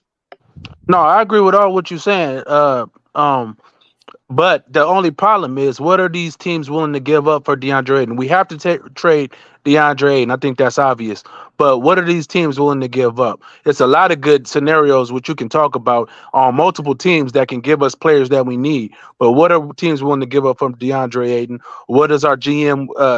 How is he going to fleece somebody? How are the numbers going to line up as far as the money? All those things are factors in which the GM has to deal with. But you can go down a whole list of teams, and find players that we need. The guy from Memphis, their backup center that was hurt, Brandon Clark, all these type of players, those type of big men are what we need. Defense, rebounding, and can rim run a little bit, catch a lob, if they open, make a little move and get a dunk, whatever. That's all we need. So we're not asking for superstars, but what are teams willing to give up? That's the issue. Hey, Tyson. All right. Tyson. Yeah. Hey, yes, sir. I had something for you too. Like he called that man Isis Jones. His name is Isaiah. Yo, relax. I keep thinking of his ISO name's Joe. That's Isaiah. the only Joe I know is the rare ISO Joe. Like, but I just wanted to clarify real talk. I didn't want to say anything. I just for YouTube. We know what he meant, man. Leave the brother alone. We know what he meant. I got you, Bob. You know what I'm saying? Isaiah Isis Joe. Oh man, but go ahead. Yeah.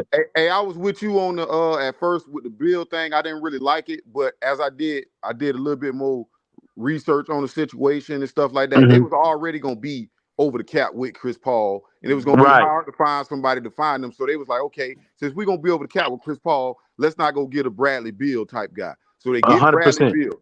But what people not talking about in Tyson, this is what people not talking about. They didn't just get Bradley Beal. They got Jordan Goodwin, who is a good on-ball defender. He played 62 games this year. He can knock down an open 3. He can put pressure on the rim. He's a good defender. He about 6'2", 6'3". Yes, and then you got Isaiah Todd back. I think he like 6'9", big guy. I saw that boy, man. I did some research on him. That boy got a little game. So right there, you got those. So now you with right now, you got Aiden, Campaign, KD, Book, Beal, Todd, and your boy Jordan Goodwin. That's 7 guys right there. Then they most likely gonna bring Jock Landale back, Torrey Craig. I think they trying to work out something with Baisley. I don't know how that's gonna go. The Baisley situation. Then you can find somebody. To me, I think the Suns best fit. I don't know if it's gonna happen, but they need to be trying to make a trade. I'll be trying to go get a Tim Hardaway Jr., that boy over there, Josh Green, or that Maxey Kleber boy over there. One of them over there with Dallas. I think that'd be good. That's where they need to be trying to take some people off of Dallas. If I was for Ayton, or you thinking they should keep Ayton? For Ayton, no, get rid of Ayton. Okay, yeah, right. Somebody like Maxey Kleber, Green, or what's your boy name? Junior, Tim Hardaway Jr. Hardaway Jr. Contract too though, and you're gonna have him coming off the bench. Yeah, I agree. Like I said, it's a whole lot of, and that's a good one too. Like that's what I said. It's a whole lot of teams that have pieces that we can use that aren't necessarily stars that I feel like teams will be able to part with. Is the question is, do they want DeAndre? That's the only question, bro. Do they want DeAndre for that money that he's getting? So that's the issue. And the type of Yeah. plays that you yeah. Yeah, so that's the a only fact. issue. If our teams want to take on DeAndre Ayton's contract for these other players that we are interested in, but Dallas, that's another good one. Like I said, there's been multiple things I've heard that could work if those teams are willing to take on DeAndre Ayton in that contract, bro. If I'm Dallas, do I really want to do that though? Do I want to give up my depth that I already don't have enough of? Exactly. You know what I mean? Exactly. I don't think, and on top of that, too, Kleber's a better defender, quiet as kept, than Ayton, which is like surprising Actually, to me. I got he's a better defender. about Cleveland. So Why don't you guys go after LeVert and all of that? Because isn't LeVert free agent? Like, there's a couple of cats from that's on Cleveland that's free agents that you guys can pick up dirt cheap. You the free agent too. He can't go on a trade. He a free agent anyway. yeah, but the thing about LeVert is that LeVert needs to score for his impact to be felt. So I get it. Yeah, you have him on the bench, but the thing about it is that he needs high minutes and high usage for his presence to be felt. I don't think he's one of those guys where it's a spurt and then you cool, like 10 minutes here, 10 minutes there, 10 minutes here. Like, I think you need to give him like full runs for you to get the money back from him. So I don't know if that's if you're willing to take that, because a lot of those guys are gonna have to sacrifice, especially the guys that get the ball in their hand and they get a lot of touches. They're gonna do a lot of sacrificing. You know what I mean? So you got to, like I said, you're gonna need guys like the Dylan Brooks, the guys that don't really touch the ball that much, where they feel comfortable. Like Tim is not a bad thing. Like, I would go after Tim Hardaway Jr., but like Josh Green, I don't think Dallas is gonna give up. I don't think they're gonna give up Kleber.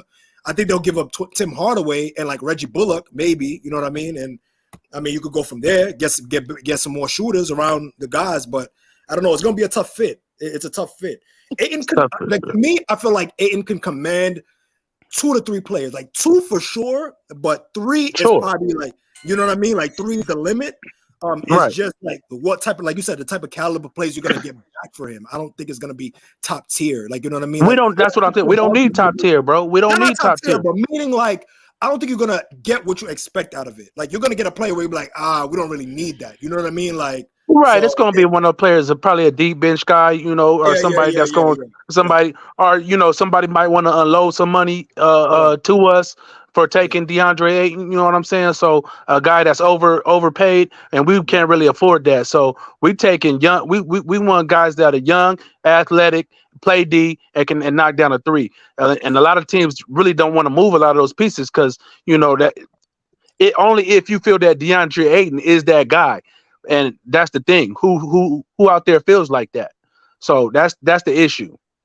I feel like it's very nasty how some people are trying to act like, number one, the Suns aren't better today than they were yesterday, or like that. They just got like worse defense. I'm seeing a lot of how are they going to play deep, bro? Swapping Chris Paul and Bradley Beal defensively is better. Yeah, it's upgrade. They are a better team than they were. They did just get better just off this move alone. I do need people to like understand that. And that's why I said early on, I'm excited for Bradley Beal to be back in a winning situation and for people to start back watching Bradley Beal because he's a damn good basketball player. 100%. Like he's a really, really good basketball player. He can like, I don't think, do they have like one specific playmaker? No, it kind of reminds me of like a Boston situation, but I do think that like all of their playmaking past their best player is definitely better than Boston. Real talk, quick question. Like KD and D Book and Beal all to me play make better than a Jalen Brown. Sure. Real quick question. Whole season with KD and Booker, now they get to actually work out those issues early in the season that they had late in the playoffs. I think that the Suns are going to be competing. I think y'all honestly going to be exactly where y'all at. It's just that depth on the bench, man. Because with a full season, him feeding off of Booker, talking to Booker, and then him coming back. What people don't realize is it's not KD's presence. It's what he's done. He's proven. His offense is that good to where you have to put your best defender on him. And then now you got Booker on the second and third defender. Even now, Booker's looking just as nasty as he is because Like I said, everybody knew Booker had this potential.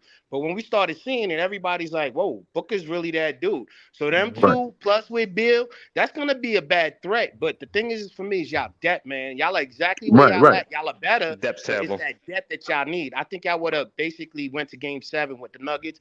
But I'm saying y'all need that depth, man. That's what I was going to ask. That's what I was going to ask real quick. If the and I know it's a hypothetical, would their playoff run this year been any different with taking Chris Paul off that team and Shamit and putting Bill in? What do y'all think? Because the minutes that Chris Paul didn't play and the way Bill would have got and contributed to the team offensively, I know he ain't the greatest defender in the world, but that's what most people don't realize. This game is mostly based off of offense. So if you produce high offensively, you're gonna stay on the court and you're gonna help your team. They can help you with your defensive woes. There's a lot of teams that do that. Look at the Knicks.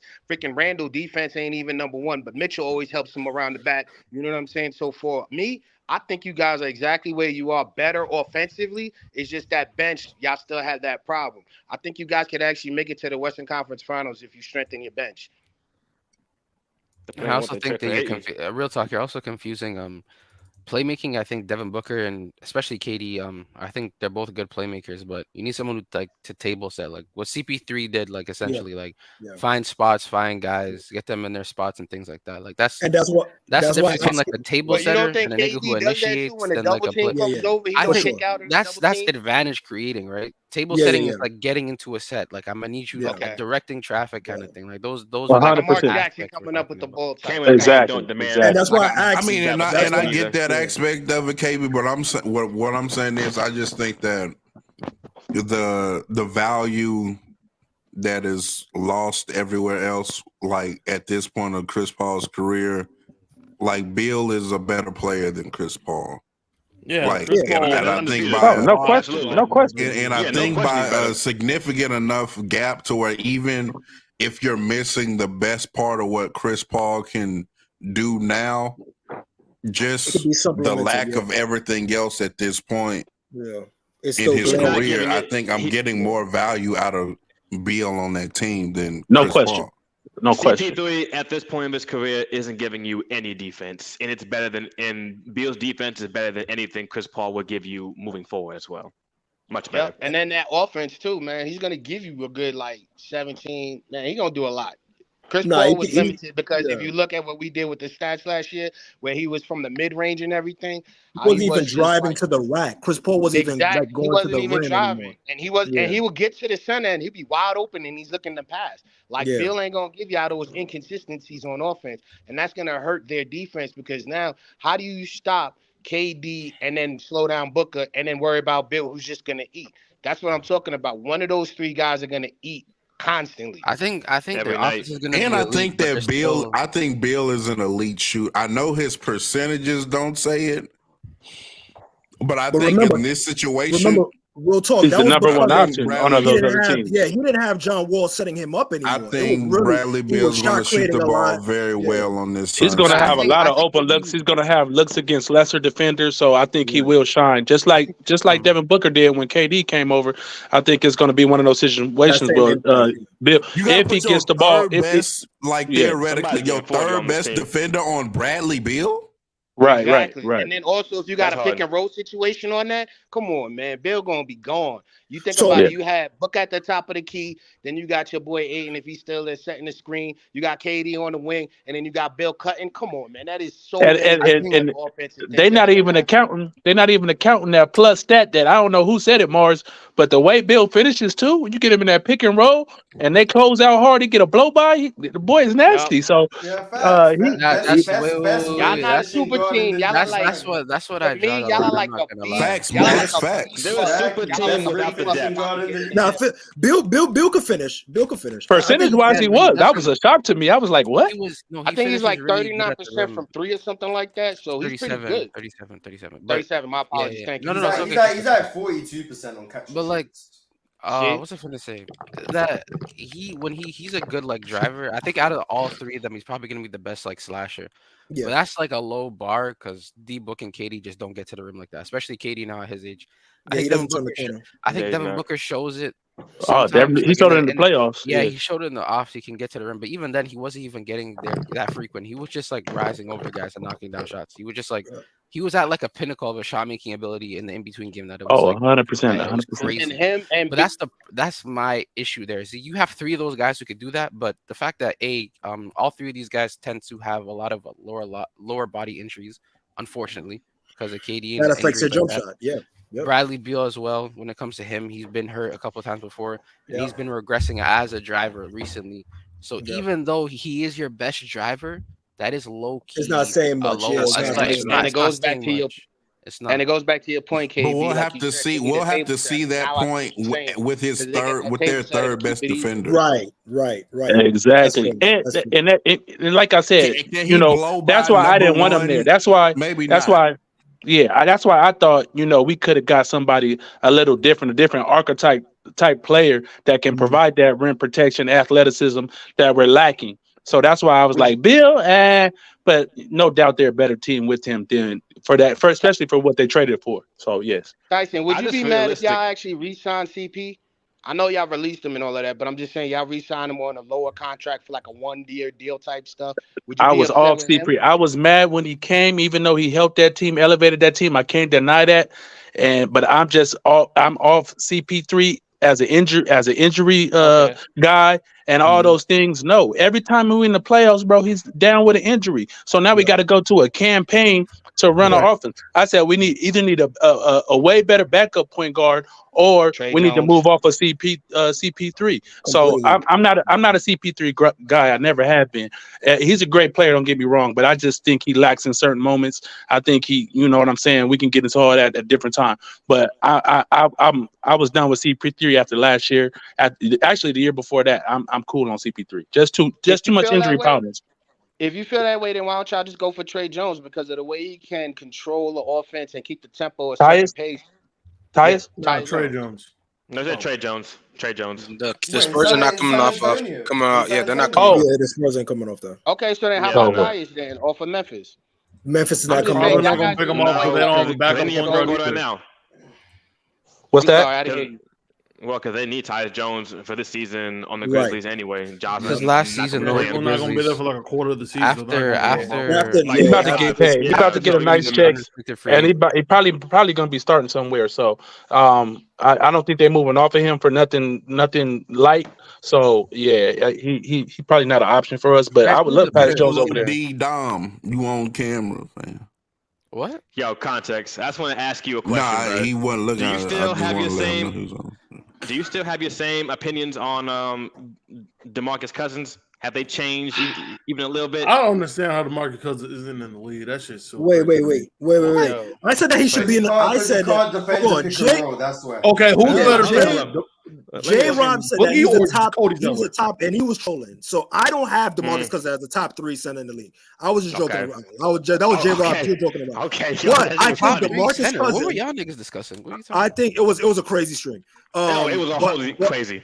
But I think that DeMarcus Cousins definitely the same way Dwight Howard. I think Dwight Howard and DeMarcus Cousins still belong in the league for sure. And I think if I'm Phoenix, if I'm the Lakers and I need a backup big man, I'm looking at those guys. Wait. Why does DeMarcus Cousins still deserve to be in the league? Yeah, why? How does Cody Zeller do better? What does Cody Zeller do better? Tell me what Cody Zeller does. You know no. Cody Zeller is crazy. You know what's crazy? He doesn't bring he doesn't bring toxicity to the team. He doesn't. And you know what's crazy? He doesn't cause problems. And Draymond Green is good. So if you're bad and you bring bad vibes, what do we need you for? Exactly. There's levels to it. If you're a bad player bringing bad energy, and there's another bad player who doesn't bring bad energy, I'm gonna bring the bad player that doesn't bring bad energy. DeMarcus Cousins is not good enough to deal with all the issues that he wants to bring. No way. Is this cooking? Back when he was in his prime.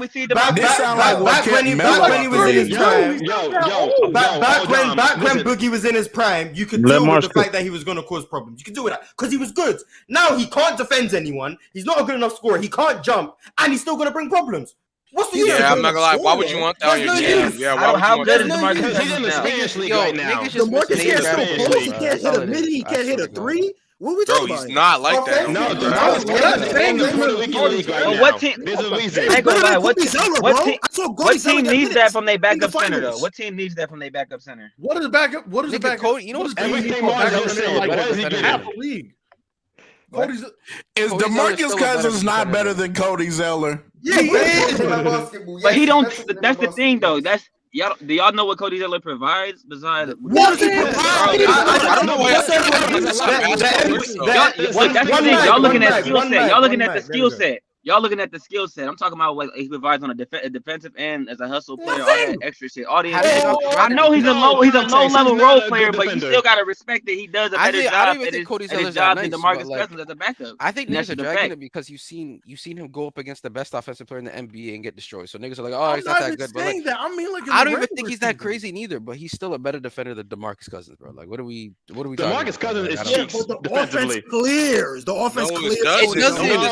Okay, the offense can clear, but what are we gonna need DeMarcus Cousins offense? Context. One mic. 2018, bro. Thank you. It's not 2018 with it's not 2018 when it comes to DeMarcus Cousins. We all know he has not had the same role or been the same since his injury, bro. He just hasn't been anywhere close to that.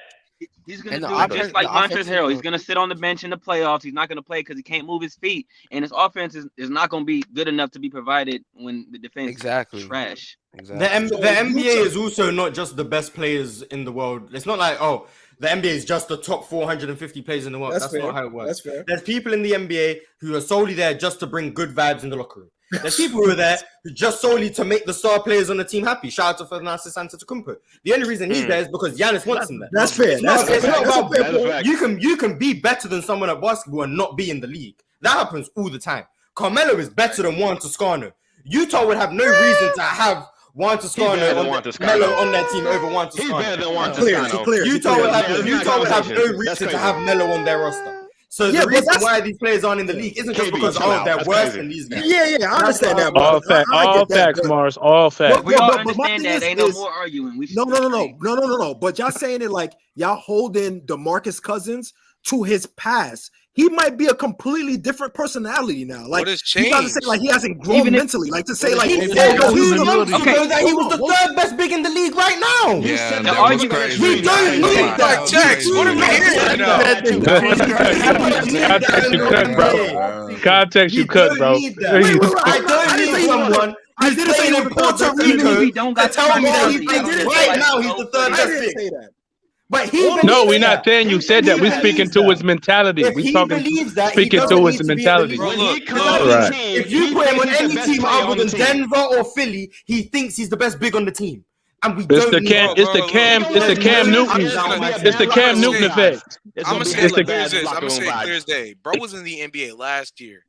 If he was on an NBA team last year, why couldn't the NBA team pick him up this year? What was the problem why they couldn't just go and time another What was he doing in Denver? Unlike Cody Zeller, who was on a basketball team last year as well, who then got another contract this year.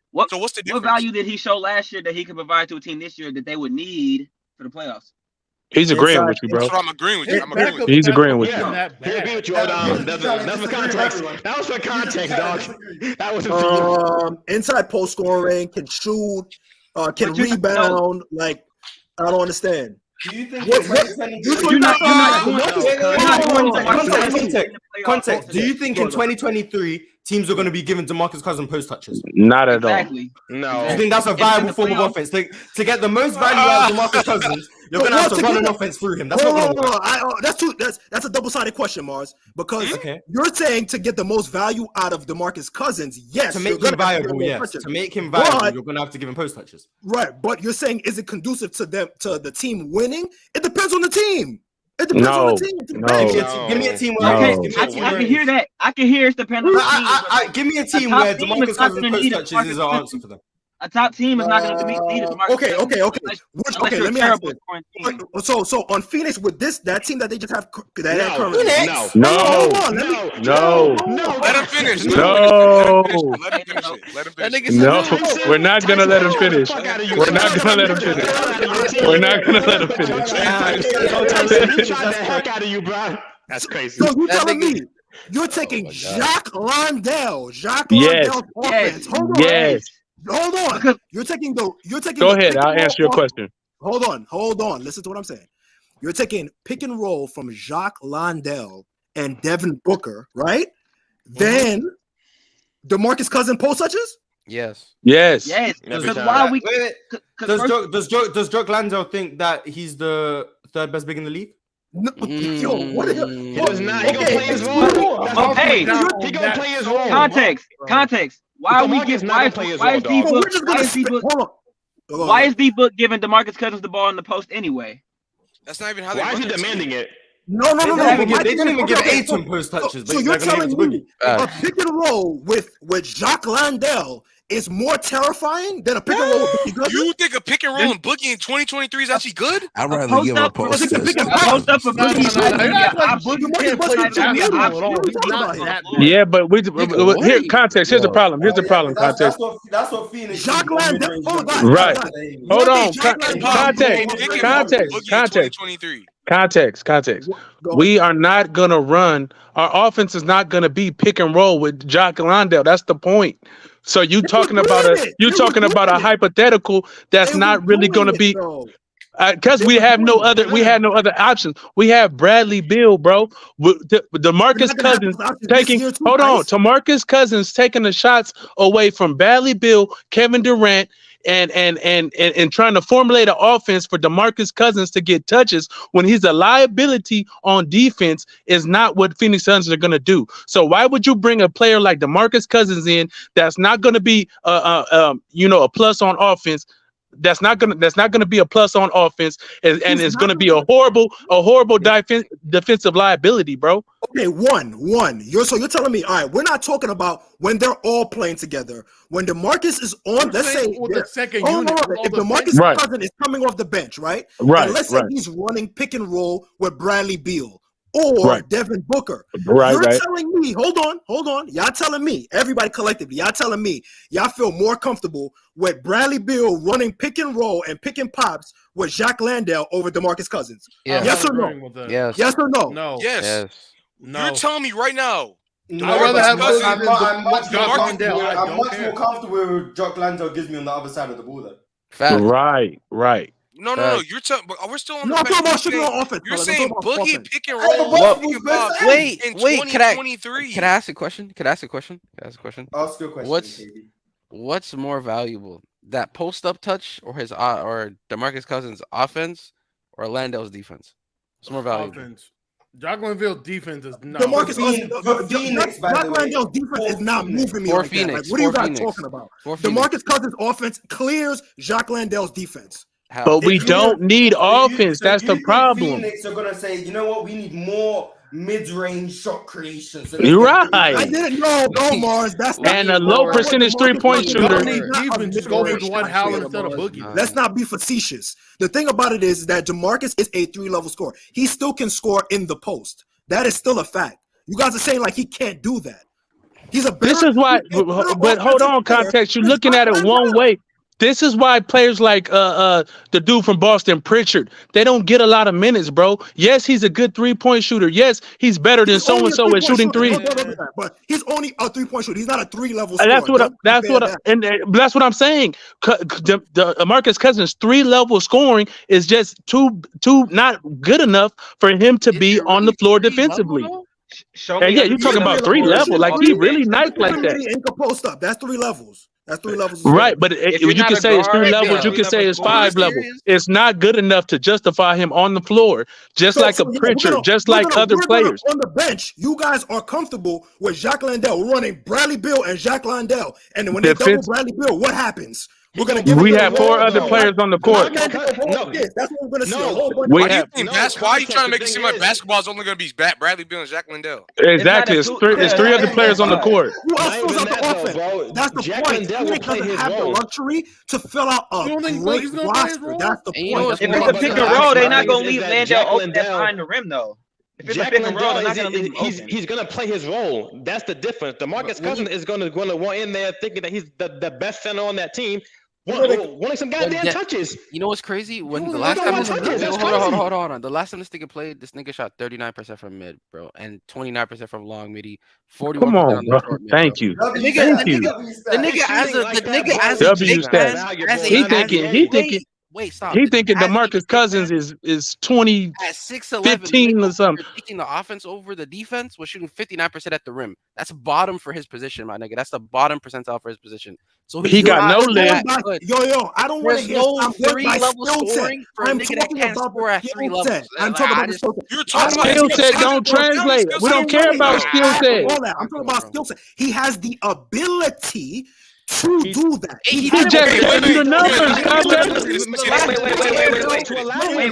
Wait. Let me say this. Okay. Let me say this. What does the ability matter? What does the ability matter if he's not going to be able to do it? Because it can translate. It can translate. What does the ability matter if he can't do it? He can. He's physically incapable of getting to post up. He just read to you what happened. One mic. What game size? What was the sample size that you're reading? The last he played 30 games with Denver. He played 31 games with Denver, right? The season. Not how many minutes? Too many. He played 14. He played 14 minutes. That's my point. Okay, wait. I got you. Hold on. Stop. I'll go all the way back. What did you expect him to play in Phoenix? When he played, okay. I would go back all the way to when this nigga played in New Orleans, and he played 33 minutes, bro. He shot 46% from short mid, but everything else was bottom. The nigga shot 54% at the rim and 40 on all mid-range jump shots, bro. 54% at the rim? Yes. That's bottom. He's in the bottom 11th percentile as a big, my nigga.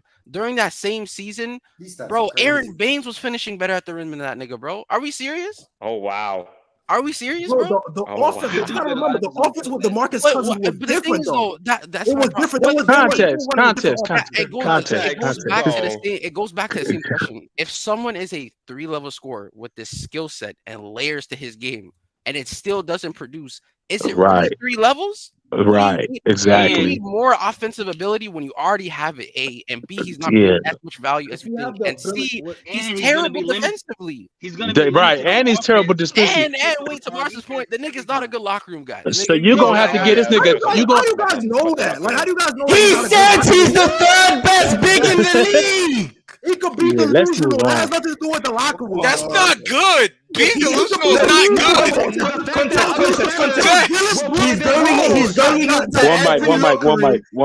He's going into every locker room in the NBA besides Denver and Philly, saying I'm better than every big man in here. He thinks he's better than Anthony Davis. He goes to the Lakers. He's at AD. You can't see me. What? No.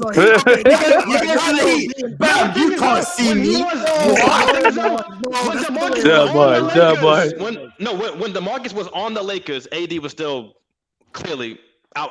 Not in his eyes. And that's the crazy part, Context, is that they played on the Lakers together. And AD was way better than him.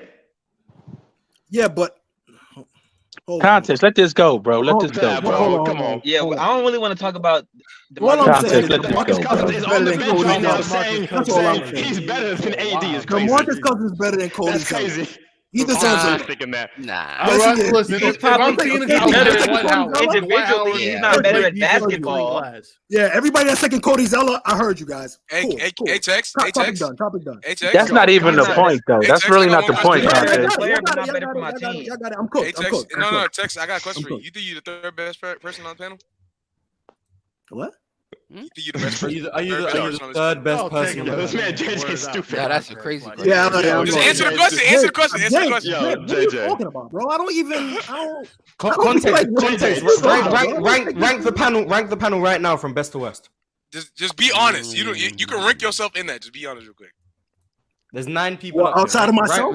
No, everyone, including yourself. No, if you want to, you can. Include yourself. Include yourself. You have to. I'm not gonna include myself. I don't. Why? Just be honest. Because I'm not a panel. I don't debate. Like I don't. We're not debating. It's cool.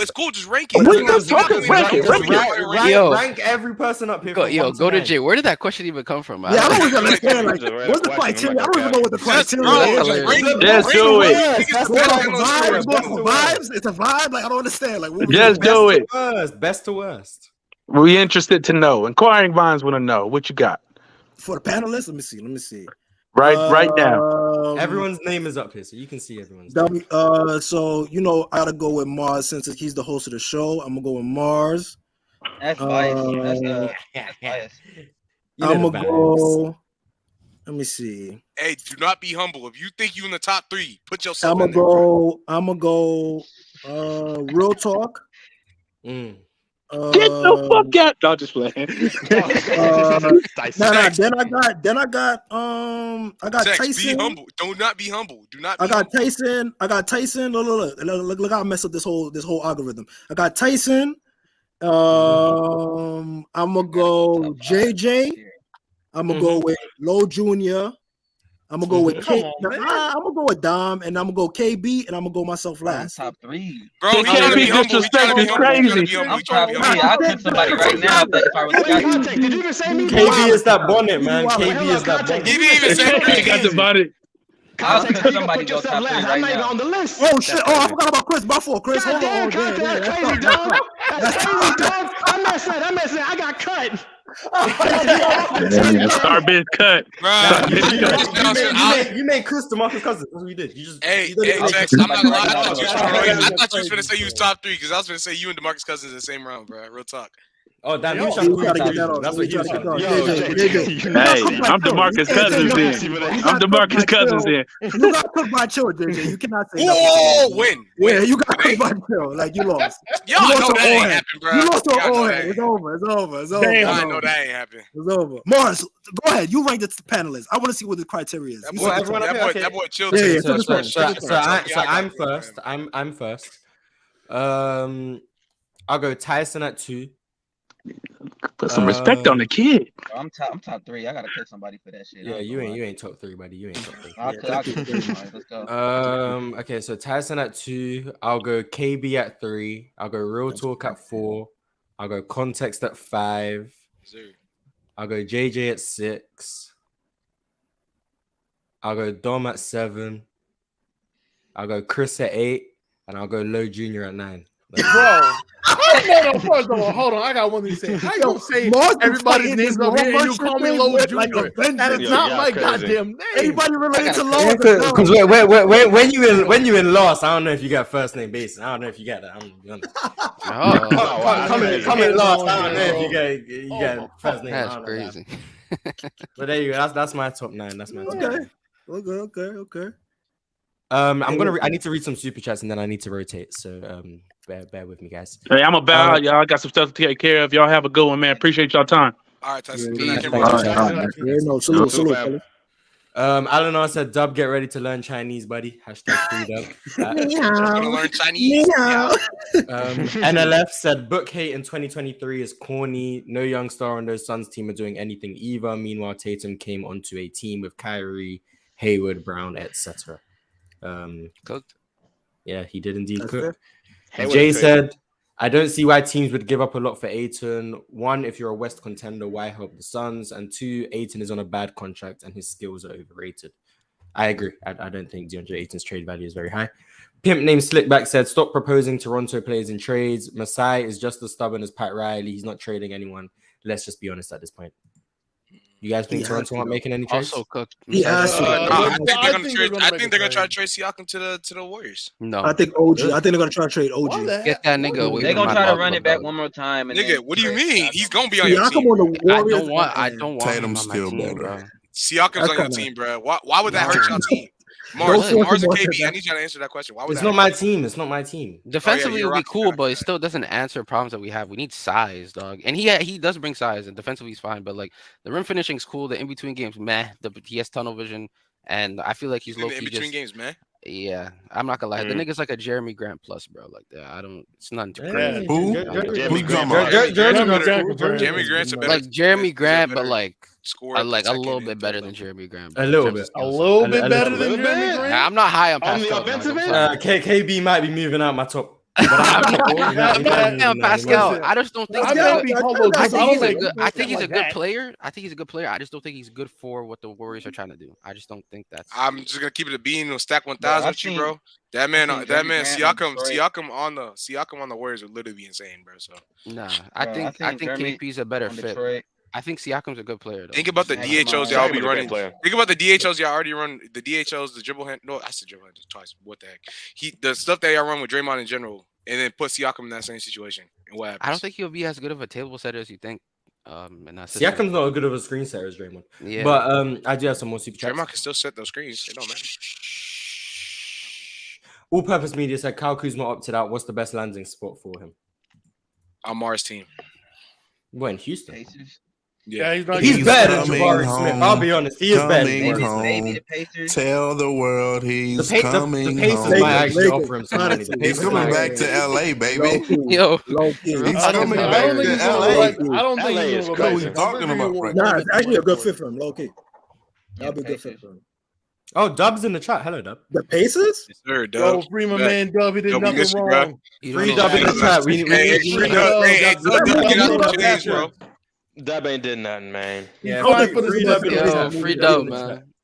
Pimp name Slipback said the Nets are not trading Claxton for Ayton. He was right. We own the Suns. Jay Blake, you damn right. I want everybody. We're preying on their downfall. Yeah, this is actually facts. Yeah, I'm not the Nets do have the Suns picks. They ain't about to trade with them. I don't know why they need them to be bad. I don't know why people think that they would just want Ayton over Claxton, if anything. And one more. Paolo C. Media said DeAndre Ayton to the Grizz for Steven Adams and Luke Kennard.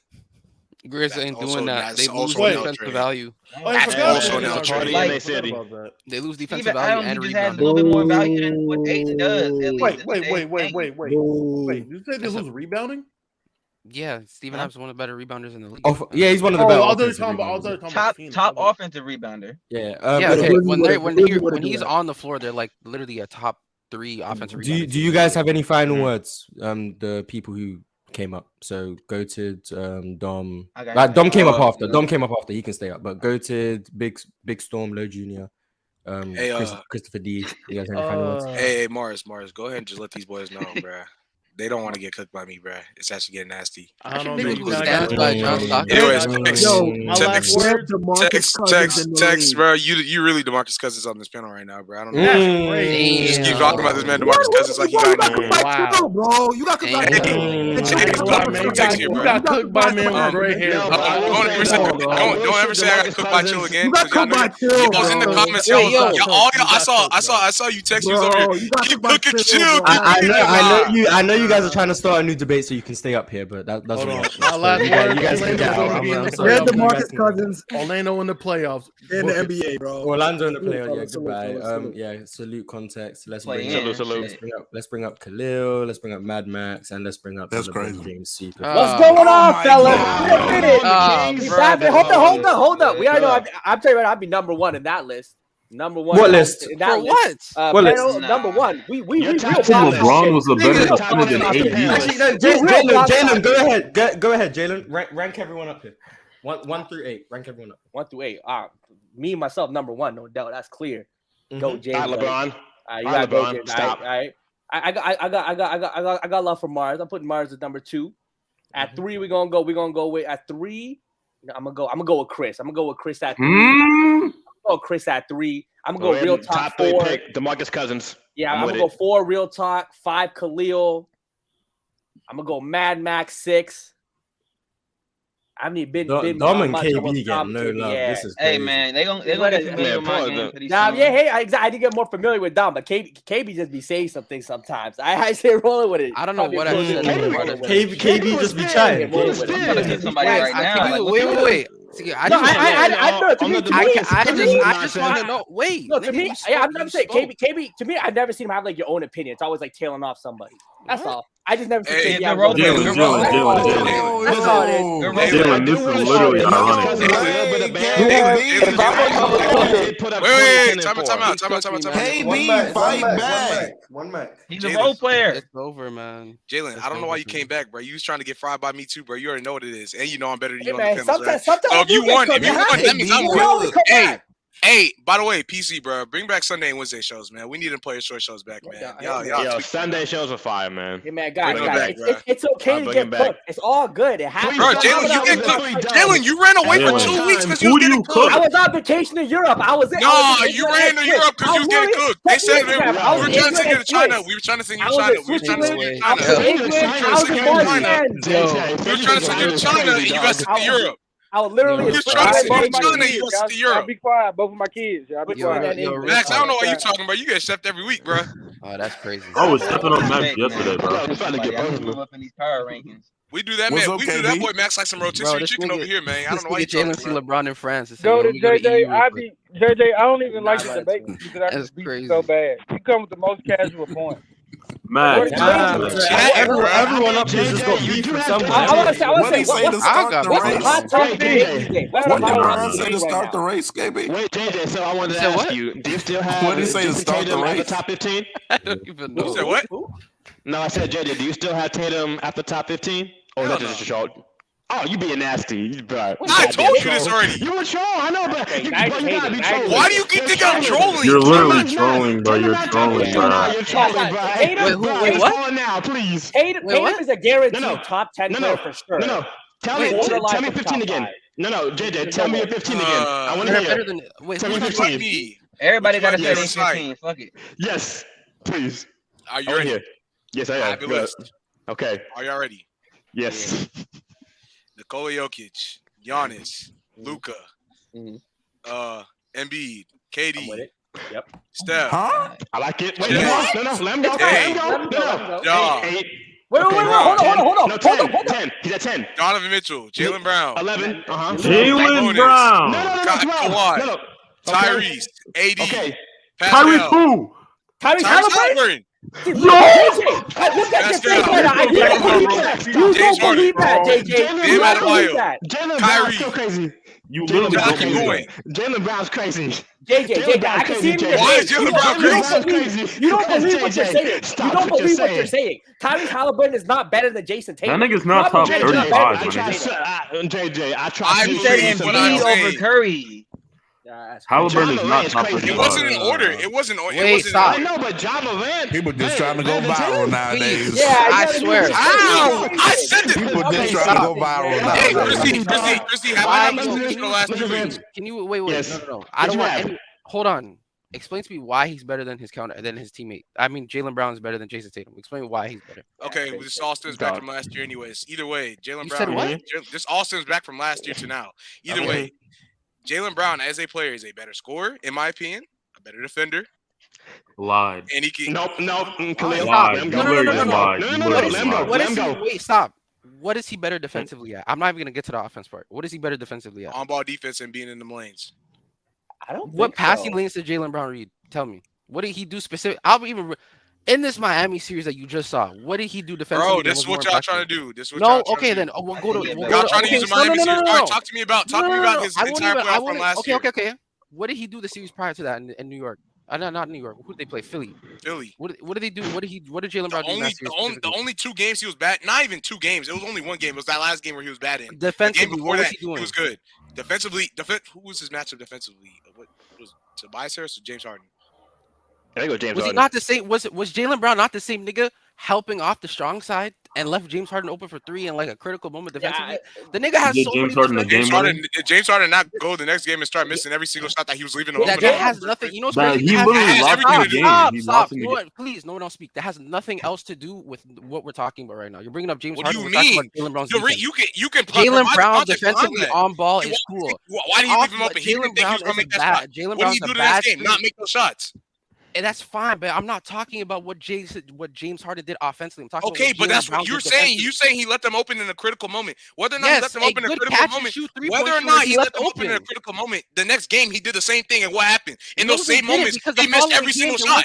Okay, so you're making an excuse for someone missing a quality look twice? What? What are you talking about? I'm making an excuse? Yes, you are. Who am I making an excuse for? Jaylen Brown made a terrible defensive mistake by helping off a strong side drive when James Harden is in the next corner. Game. What happened?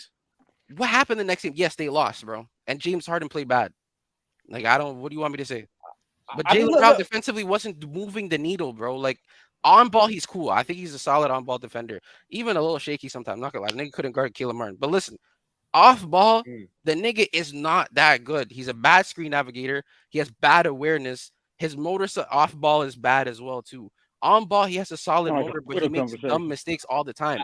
Jason Tatum on defense is actually like, you're grossly underrating what that nigga does defensively as a free roamer, as a nigga who fills the lanes, as a nigga who helps on ball. His shot that turns. Defensively, he's actually very, very sound. He improved a lot from 22 to 23. That was one of the biggest jumps in terms of his game. I think offensively he still has inconsistencies, but he's way better offensively than Jaylen Brown. Jaylen Brown is dead ass, a glorified plate fish. This is the best take KB's ever had right now. Stop. Jaylen, I would like to. Please stop saying that stupid shit, bro. I'm just saying. JJ, I swear. I would like to then. That smoke told me. You say he's inconsistent on offense, right? KB, you say he's inconsistent on offense, but you're not talking. You're just talking specifically on his offense. When Jason Tatum wants to play like a great player, all time, one of the best players in the league, he can.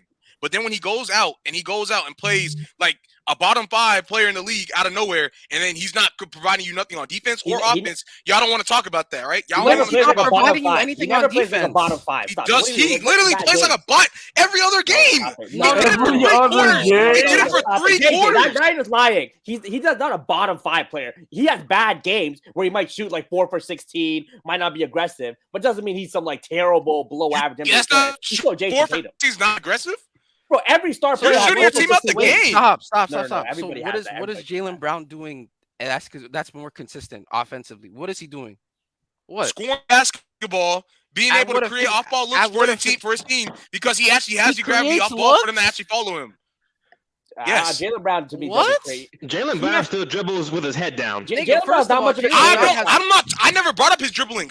One thing's for certain. I'll tell you this right now. What I value in Jaylen Brown, I don't know why people try to. This is what a lot of NBA fans in general, or people that like players in the NBA do in general. They try to put titles on players that they just don't have. We never asked Jaylen Brown to go sit there and dribble the basketball and create open looks for the rest of the team. We knew that wasn't part of him. And then in the last game, it got exposed for that. And now what? People want to say, oh, they're off the Jaylen Brown train. That was never his game in the first place. Why are y'all expecting that? Why are y'all looking for that? Off your feet though is crazy. That matters. We knew he dribbled with his head down. In regular, when they have their lead playmaker, whether it be Brogdon, whether it be Smart, when Jaylen Brown is on the court, one of those guys, he's rarely handling the ball to do that in the first place, unless he's in the half court. He doesn't do that going full court, the full court, trying to take the ball up court multiple times a game, trying to create his own shot. That's not how he plays, right? Y'all know how he plays, and y'all expect something else out of that. I don't know what are y'all looking for when y'all see Jaylen Brown. Like y'all sit there and ask him. That's what he tries to play like. That's why people see that shit and be like, oh, he's not that good. What do you mean? That's what he tried. He does not try to play like that. He only had to do that. He only has to do that in scenarios when literally either Malcolm Brogdon or Marcus Smart aren't he rarely does that one. If Malcolm Brogdon or Marcus Smart aren't on the court, if not, that man, if Tatum's not on the court, they have Tatum do that too. They don't actually. We already know the Celtics never had a clear ball handler, primary playmaker on that team in the first place. That's not the issue. But then what you try to do, what people try to do is when they finally give Jaylen Brown the ball, that's when they want to start going after him, saying, "Oh well, he can't do this dribble, he can't do that." When that's not what they were asking him to do in the first place. Exactly. That's what I'm saying. When he gets the opportunity, he fucks it up. Why would you as a secondary or tertiary ball handler, he gets tunnel vision. He's bad. He's bad at table setting. He's bad at initiating. He's bad at finding. Why are you asking him to Why are you asking him to go sit there and set up an offensive set when that's not what he was asked to do? He's never been asked to do that in college. He wasn't even asked to do that in college. Why y'all telling him to do that in the NBA? Okay, then why is he doing it? Why is he doing it? He would have to be. You know what's crazy? He would have to be better than Jason Tatum. That means he can't be that good. Jason Tatum can't do those things at a high level either. Don't do that. He does it way better than Jaylen Brown. It's not good. Y'all are having a mid-off right now. It's not good. Hold on, time out. Hold on, it's still not good. No. It's not a mid-off because that nigga's a way better player. It's still not good. What do you guys think? He is not creating. He's not going into an offensive set, setting up for his team. It's not good still. It's still not good. It's a lot better than Jaylen Brown. What do you? So I'm gonna go from trash. I'm gonna go from trash. He's still a better scorer than him too. The playmaking gap is clear. There's not an aspect in Jaylen Brown's game, maybe like mid-range shooting now because it's regressed. Other than that, that's better than Jason Tatum. There's not a single. So you're telling me right now, him taking the ball up the court and sitting there and telling his team conducting the offense is going from trash to good. Is that what you're telling me? From Jaylen Brown to Tatum. Say it again. For him setting up the offense, him conducting the offense is going from trash to good. Is that what you're telling me? It's going from trash to above average. That's where it's going. No, it's not. You see, that's why y'all lying. Y'all just be it's going from trash to slightly above average. And that I wouldn't say trash. Who's the best shot creator on the Boston team? Who's the best shot creator on the Boston team? Jason Tatum. Tatum. That's why I'm confused on why you think that he's the better passer. Tatum, the better advantage creator. Tatum is the better basketball player. I feel like once again, you keep bringing up these playmaking and Jason Tatum's name like it's good. Like he's not good. That's not the point. It is the point because he keeps bringing it up.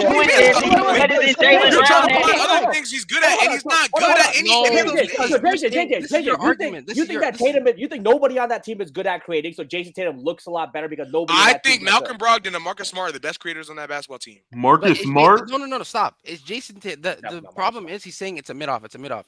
We're talking about these two players and who's better. So regardless, even if you think it's a mid-off, there's someone who has to be better at that. Like, it's a mute point, though.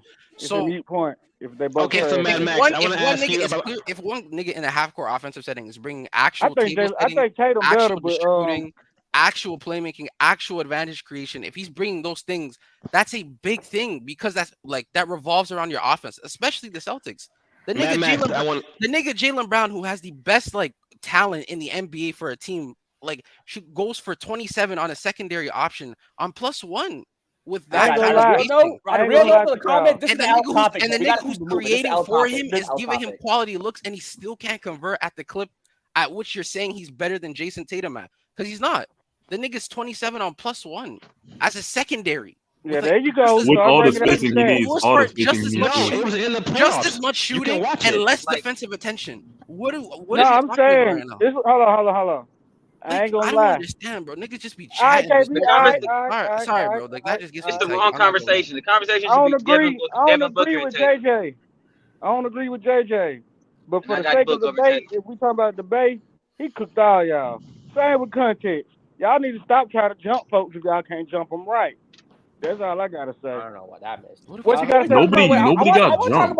Nobody was getting jumped. What's crazy? No, hold on. I want to talk about Jamal Murray, man. I don't know if I missed it, but I feel people are overhyping Jamal Murray a little bit. He's had a couple good playoff series. People are acting like he's all-time great point guard, top, I mean, the conversation better than Penny Hardaway. Better than Penny Hardaway. Yeah, to me that's crazy. I saw that. That was a little crazy to me. Better than Penny Hardaway. But Jamal Murray, we got to give him some more time. I don't think he's been consistent enough throughout his career to elevate him in conversations. He's not even made like a first-team All-NBA. He hasn't made any All-NBA. Yeah, he hasn't made any top 10 point guard. Is he top 10 point guard? Wait, he's like 8. 7. Right, point guard. Yeah, I got him point guard. Right? Yeah, I mean he's not like questionable. I was gonna say name him off. Yeah, hold on. Point guard right now. Steph and Luka. That's already up there. Dame. Luka, Steph. Dame. Luka, Steph. Shea. Jalen Brunson. De'Aaron Fox. He better than Brunson. No. He's better. No. I don't know. Hold on. No, I don't know about that. The only reason you're saying that because Brunson in the second round was going crazy. No, yeah, that's what I'm saying. Brunson played great, but I'm saying the only reason people are saying that is because Jamal Murray played great. Brunson was playing with Julius Randle, man. That is another piece. I think Brunson was better. I don't care. Hold on. The way y'all talk about Luka holding the ball the whole game is the same shit Jalen Brunson do. So he got to get Jamal. I can't even agree with you on that. He's a ball. What they call it, heliocentric player. Julius Randle handled that ball a lot too. So what are we talking about? And he shouldn't. And he should. He should not. Jamal Murray better than Jalen Brunson. Julius Randle was shooting step backs with that motherfucker. Jamal Murray better than Jalen Brunson. Nah, but I ain't even argue that. I wouldn't go that, but I mean, I don't hate the argument, but yeah, I wouldn't put it. You can say that, but I'm not giving that to you, bro. Y'all overhyping Jalen Brunson, mid-ass. We overhyping Jamal Murray. Man. Again, people are overreacting to a great finals performance, great Western Conference. Overreact to one playoff run. Let's see a few more, and then we can start having conversations.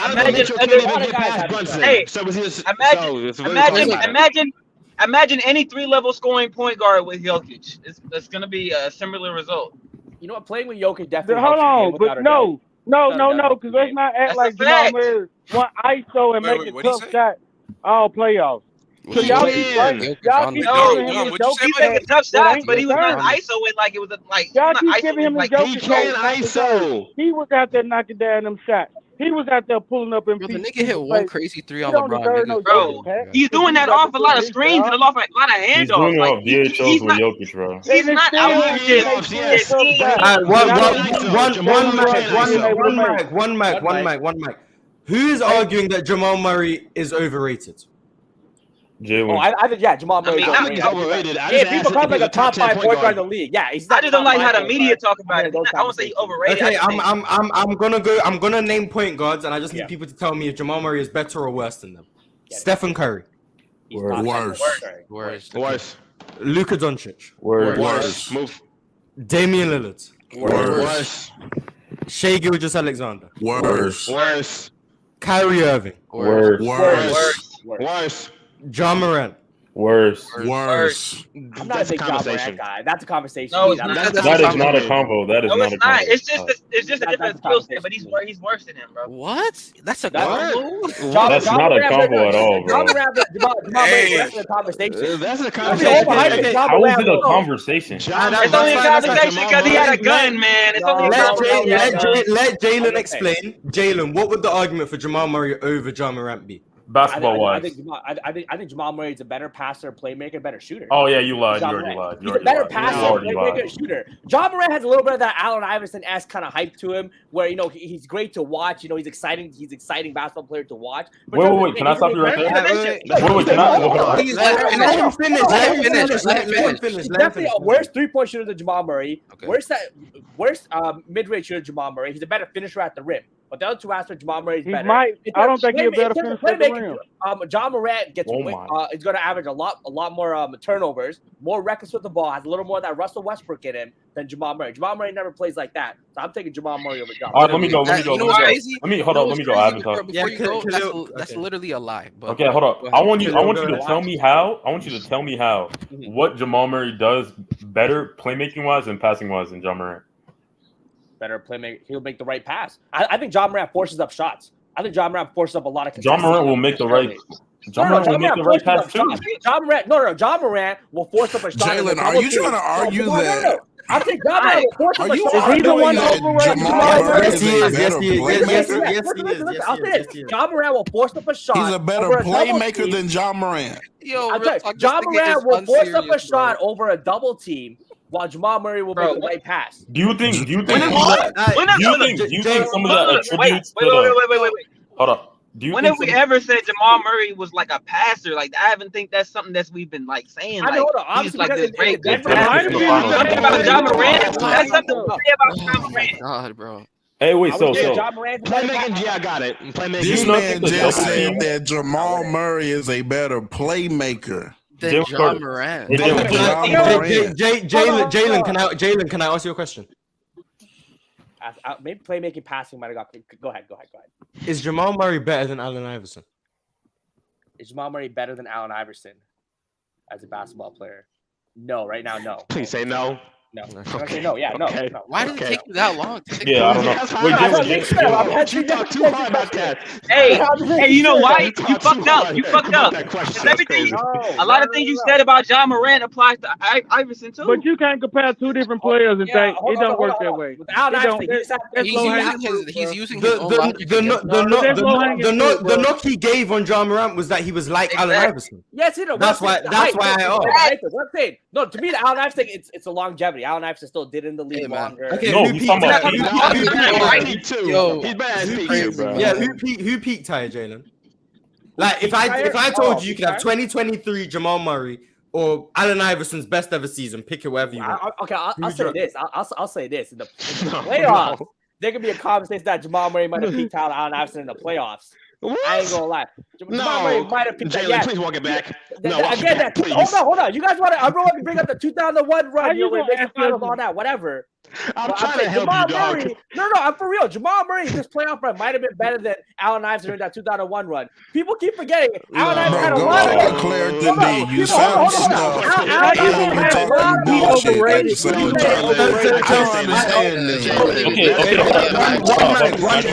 One mic. Allen Iverson had a lot of these 20-30% shooting nights in that 2001 playoffs. Go look at him. He had a lot of bad nights where they're winning, where he would shoot 5 for 20. Jamal Murray wasn't comparing him to Jamal Murray is laughable. You still chose Allen Iverson over Jamal Murray though. So longevity-wise, peak-wise, he's taking Jamal Murray. Peak-wise, crazy.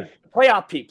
I still don't understand how you still have an explain process. Weren't you the same person just saying that he? Hold on, Kibby. Jalen, weren't you the same person that was just saying that he gets too much praise? And you the one doing it. Oh yeah, this being over Allen Iverson isn't praise. That's just like, that's the bare minimum. The Allen Iverson hype is crazy too. The Allen Iverson hype is like the aura around him, the talk about him. I get it, the cultural influence, all that. That's a crazy milking right now. All right, Jalen, it's fine. I think it's fine to think the 0-1 Iverson run is overrated, but do you think Jamal Murray's spacing around the Nuggets helps him perform better in the playoffs compared to if you put him on the 0-1, compared to if he was on the 0-1 Sixers team like AI? With the lack of spacing, lack of offensive weapons, no creators. Like he literally has Jokic on his team, one of the best creators of all time. Iverson had no other creators around him. You think Jamal Murray would not be inefficient in that offense? And he is a clear-cut number one, which means that he defensively he's getting schemed on every night. Every night he's getting schemed on. Without a doubt, the 2001 NBA, the defense that was played then versus now. No, I'm not even talking about I'm not talking about the defense. You're talking about just having a guy like Jokic, having the spacing. No, 100% that helps Jamal Murray, without a doubt. That's without a doubt that helps Jamal Murray perform the way he does, right? That's the reason why Jamal Murray is. So Jamal Murray has to be a high volume scorer on a team with no spacing, no creators, and when he'd have to isolate against the best defender every night. You think he would be as efficient as he is? I think he'd be more efficient than Allen Iverson. Yeah, that's where he would be more efficient scoring the ball. Do they make the finals with Jamal Murray instead of AI? I can't. Probably. Just say hell no, David. Yeah, probably not. Is he being Vince Carter? Is he? No, Jalen. So probably not. So. No, he's not being the final. Is he beating Vince Carter on the Raptors? Yes. I mean, I went to a game 7. I could have went anyway. Probably not. What you think Jamal Murray is taking that? That's the factor. So you got Jamal Murray. So you got Jamal Murray. No, he's not better than Vince Carter. No. Okay. No, but you're still saying that. But if he's not better than Vince Carter, you think Vince Carter is better than AI? Guys, hold on, guys. Yeah, that's actually a question. Hold on, I'm saying playoff peak. The playoff peak, I've said Jamal Murray this playoffs, you can make a case is better than Allen Iverson during his peak playoff run in 2001. In terms of what about Vince Carter? Vince Carter? Yeah, is Jamal Murray better than Vince Carter? Okay, and I'll say this too. As much as people think that LeBron is my favorite player, Vince Carter is my favorite player. He's my favorite athlete. He's the first guy. Hold on. Peak playoff. No, I'm not listening to a lie. Listen. Peak playoff performance. Tell the truth and say LeBron's your favorite athlete. Tell the truth. No. Let's get this off. Listen. Yeah, peak Vince Carter. Yeah, he did just lie. Was his third season in the league? Was that run early in his career? Was that run where he made it to second round of the Eastern Conference with the Raptors? That was his peak. Jamal Murray was better. Yes. So you think the New Jersey Nets run was better with Vince? I don't think so. I think Vince Carter with the Raptors. Was Jamal Murray's peak better than Vince Carter? In the playoffs, yes. In the playoffs, yes. Yes. No. Yes. Oh my goodness. Yes. How is this coming up right now? Jalen, you're my boy right now. That's crazy. You're my boy. That's crazy. I want to go back to Ja Morant. To the panel and the chat.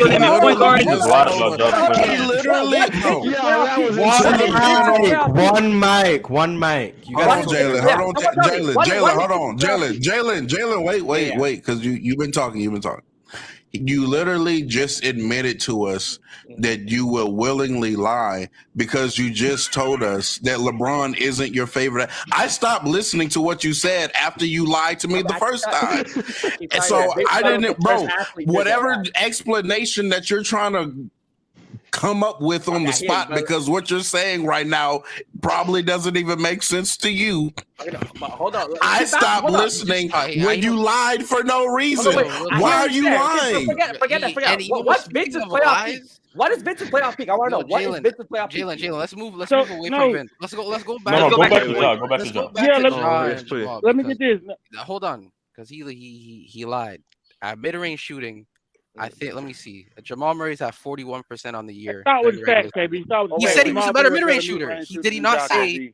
But we go use the year he comes back from the ACL injury. We go use the year he comes back. Let him get it off. Let him get it off. He shot better percentage. He shot better percentages in the midi and short midi and long midi than Jamal Murray. But that's fine because I think, regardless, I think he's probably a better like mid-range shooter, anyways. But the point is, the passing and playmaking part is like the most like is the craziest part to me because Ja is actually such a like underrated creator, especially for that Memphis team.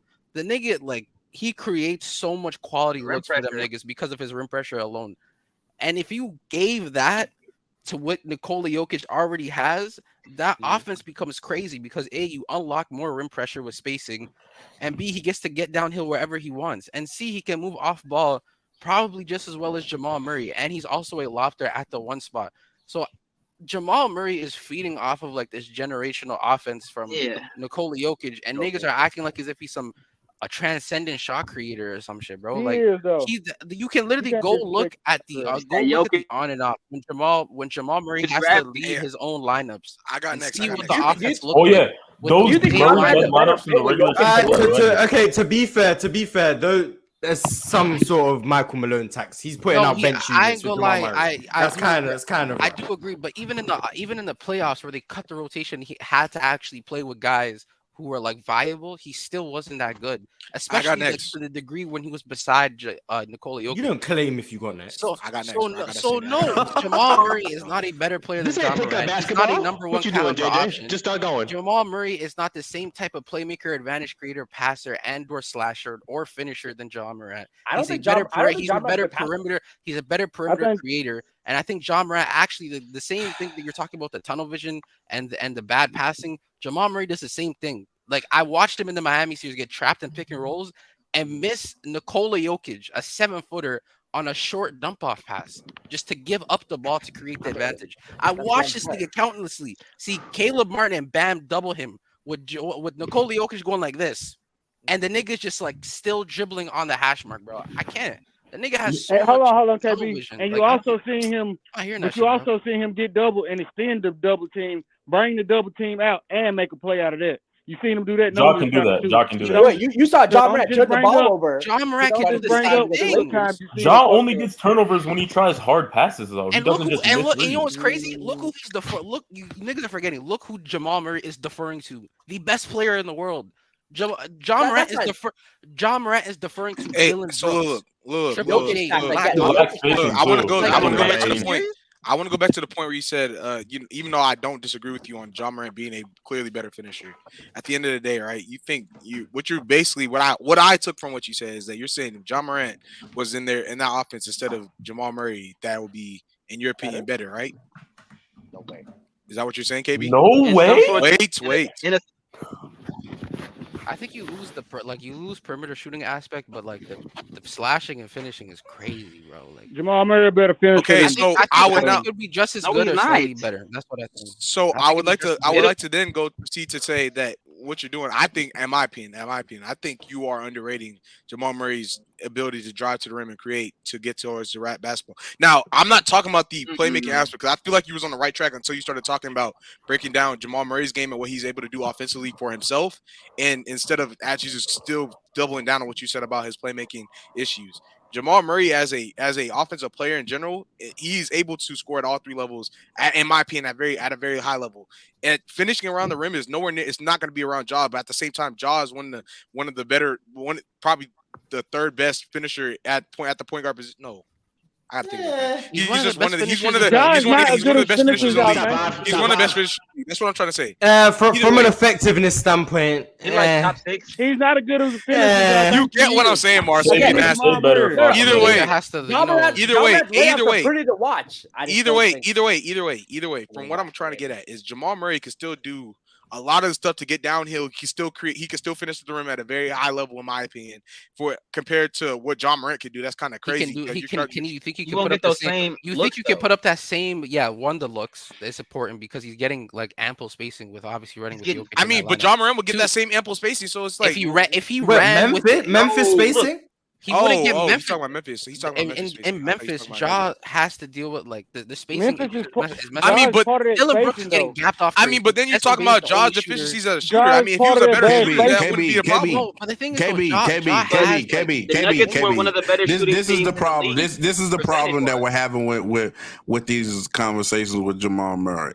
Does Jamal Murray benefit from playing with Nikola Jokic? Absolutely. Yes. Nobody's denying that. Nobody's saying that is not a fact. That is an absolute fact that Jamal Murray is benefiting from playing with Nikola Jokic. But at that same time, like, I'm not saying that I think Ja is better as well. But what he was doing next to Nikola Jokic in certain series was crazy. Like what he did against the Lakers, he's the first. Like we're seeing, but KB, hold on, KB, hold on, KB, wait, just listen. A lot of players have played next to other great offensive players. He was the first player in NBA history to average 30 on 50, 40, 90 splits in that series.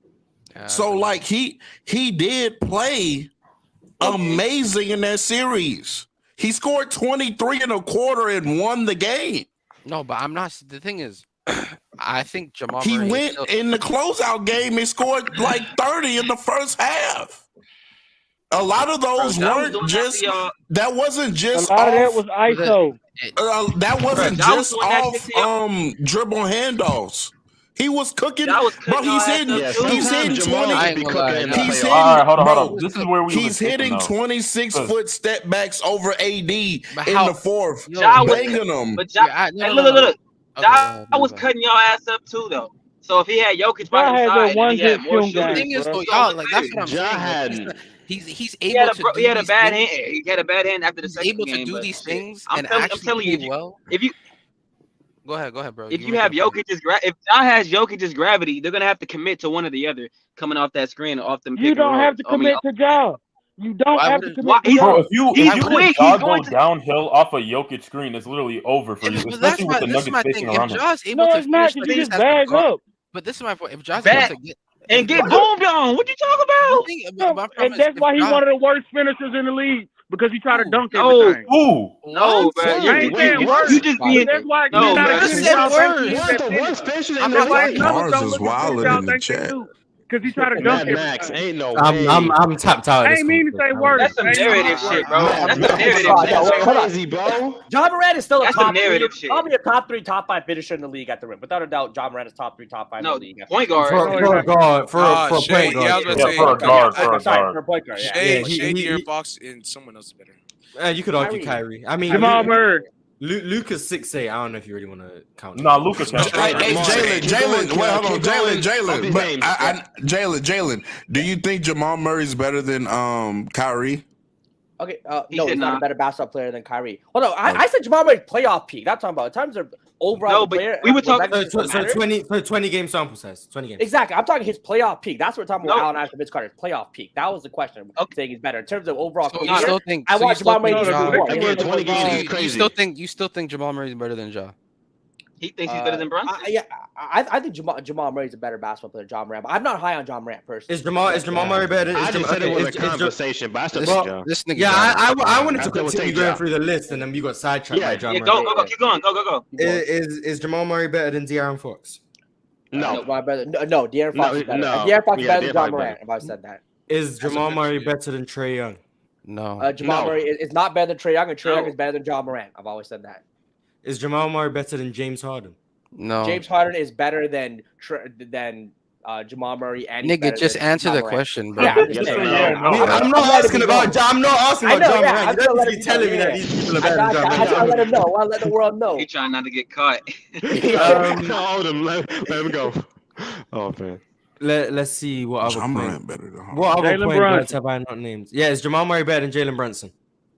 Yeah, I'm not gonna lie. I take Brunson. I think I can still say that. I think I can still say that. That's the It's a conversation. conversation. You replace those two niggas, production similar. I can go either way. with that. I'm not gonna lie, we've got to damn near 10 names. Brunson's a better passer than him. No, he's not. No, he's not. No, he's not. I'm not high on Brunson's play. Mars, it's a mid-off, but he's slight. He's a better passer. It's a slight. Jamal Murray's I think Jamal Murray's more willing. And he has more rim pressure. Really? I don't know. After this offseason, Brunson has more rim pressure than Murray too. But I do have a bias towards guards of post game anyway. So Jamal Murray and Jalen Brunson both kind of get a bit of bias for me because I like guards of post. Wait, no. But he said Jamal Murray's a better finisher than Jamal Murray. He's not. Jalen Brunson. He said Jalen Brunson. Jalen Brunson's a better finisher than him too. Jalen Brunson's not a better finisher than Jamal Murray. Go to Jalen. You look like Damo. Yes, he is. Y'all are tweaking, bro. Don't ever do Wait, that. what? No. You do look like. I mean, never really. So far we've only named 7 guards. So can we name? He looked like explanation. So we named Steph, Luka, Dame, Kyrie, De'Aaron Fox, Shea. Ja Morant, Trae Young. That's 8. Jalen Brunson was 9. Where's DeJounte Murray? Halliburton. I was gonna ask the next name I was gonna ask was Tyrese Halliburton. The next Jamal Murray is better than Halliburton for sure. Yeah, I think he's better than Halliburton. So Jalen, it seems like you the only one overrated. So he's at 10. I'm not. No, I think he's right there. You said he's better than Yeah. Go ahead. No, did we not say Dame?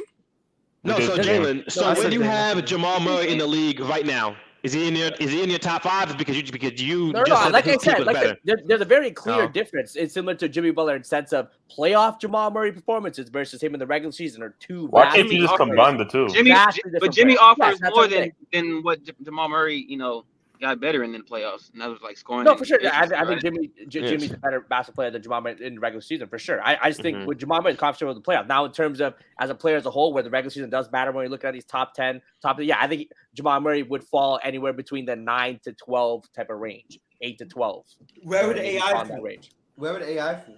If Allen Iverson played today, in today's game, as a top guard, is he top 3? Yes, in the playoffs. This is the thing. Hold on. This is the thing. So obviously, like if he played today, he's gonna have more space, but the shooting isn't there. But he'd probably still average 30 a game in today's NBA without a doubt. Okay. But where is he the best guard? Is he 9 to 12? Is he 5 to 7? That's what I'm saying. Hold on. I'm trying to think. Is he top 3? Him adapting to this probably ends up being top 5. He like it in that. Is he better than Steph and Luka? No, Allen Iverson is not better than Steph and Luka. No.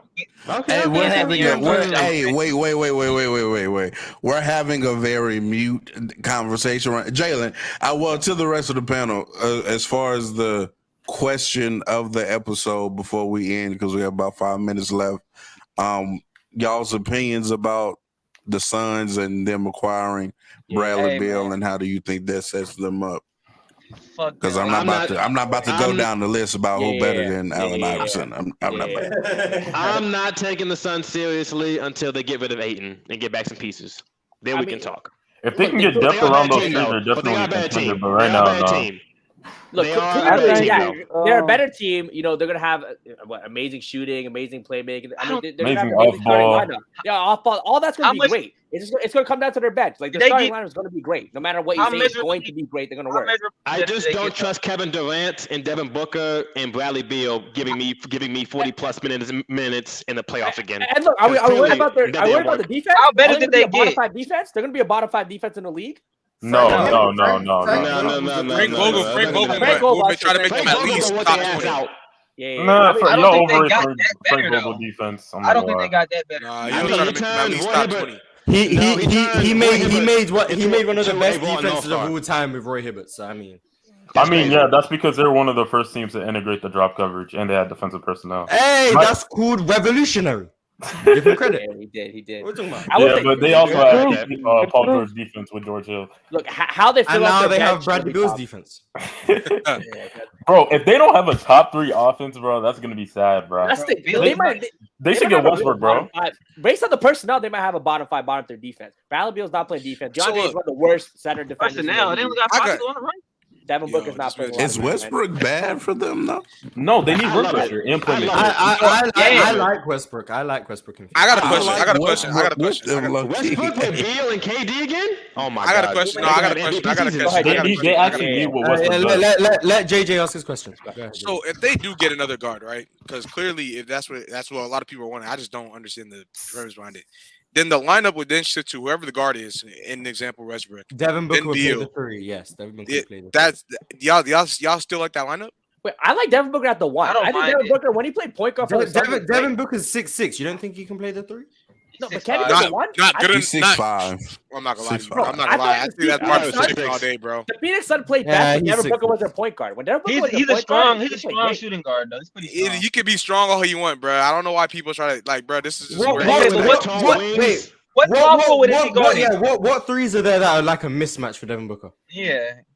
Kawhi right now. Kawhi plays about 2 minutes. Kawhi plays about 20 minutes a season. He was playing some good defense on Kawhi. Just remember, Paul George. LeBron plays the 4. Paul George plays the 2. JT plays the 4. So what 3s are there? JT plays the 4 at certain points of the game. You know he can. Isaac Okoro. No, let me stop. Either way, he still wouldn't be able to stick. And by that logic, if JT plays a 4, he still wouldn't be able to stick with JB. He still wouldn't be able to stick with Tobias Harris, in my opinion. And Tobias Harris is mid. Mikal Bridges. Tobias Harris is going to see 2 times a year. You're talking about the East. Yeah, you're talking about the Eastern Conference. What about Mikal Bridges? That's also in the East. You're talking about that's also in the East. So in the West, who's you gonna see? Andrew Wiggins. Andrew Wiggins. You think he's gonna see a lot of 3-and-D players, bro? Look, they're not even overrated. Michael Porter Jr. Michael Porter Jr. He can't. He's not sticking with Michael Porter Jr. though. They're not giving Michael Porter Jr. I like roasting Michael Porter Jr. I like roasting him. But they can get away with shooting all over him, bro. What about Aaron Gordon? They're not going to give him the 4. He's they're not going to give Aaron Gordon will post him up. Some people are saying Brandon Ingram. I agree, but Brandon Ingram's a mismatch for everyone because he's that good. So, y'all got to name people who are going to have the ball in their hands for a mismatch. It's not like they're just going to get each like Brandon Ingram, I'm fine. Kawhi, I'm fine. Other than that, that's fair. Not really much. Even then, Devin Booker is torching them. And then on top of that, it's not just. But Mars, you know that's not how basketball works. So he wouldn't just be sitting there consistently just guarding the 3. Yeah. So then what's the issue with him playing the 3 then? Because at the end of the day, they're not gonna. We already see what he was like at the 2, guarding multiple different positions. It's not like you're gonna try to switch. It's not like you're gonna try to switch. Wait. It's not like you're gonna switch Booker all the way to the point guard and then have Beal go down to the 3. Like it's a mismatch. Beal, I agree. Beal is 6'3". It's a mismatch everywhere though. Everywhere. Booker is an above average defender. From the small forward position and up, in my opinion, it's a mismatch. Booker is an above average defender, bro. 6'3.5". Yeah, 6'3". Jalen, I have to end the show now. I'm sorry. I have to end the show. I'm just saying, from the small forward and up, it's a mismatch everywhere. Bring back Sunday shows, man. Sunday and Wednesday, man. Okay. Facts, please do. Yeah, thanks for that, JJ. There's 300 free people still in the chat. Yeah, man. exactly. Once this video ends, I need all the 300 who are still here just to put free dub in the comments. That's what we need. We just need the comments flooded with free dub. What happened to dub? That's what we need. I'm a comment free dub, and I need to see pure free dubs in the comments after this video is published. But we will be back. Well, I will be back on Thursday. Dub will not be here. But I will be saying spam free dub in the comments once this video is done. Shout out Dub. Listen, man. The only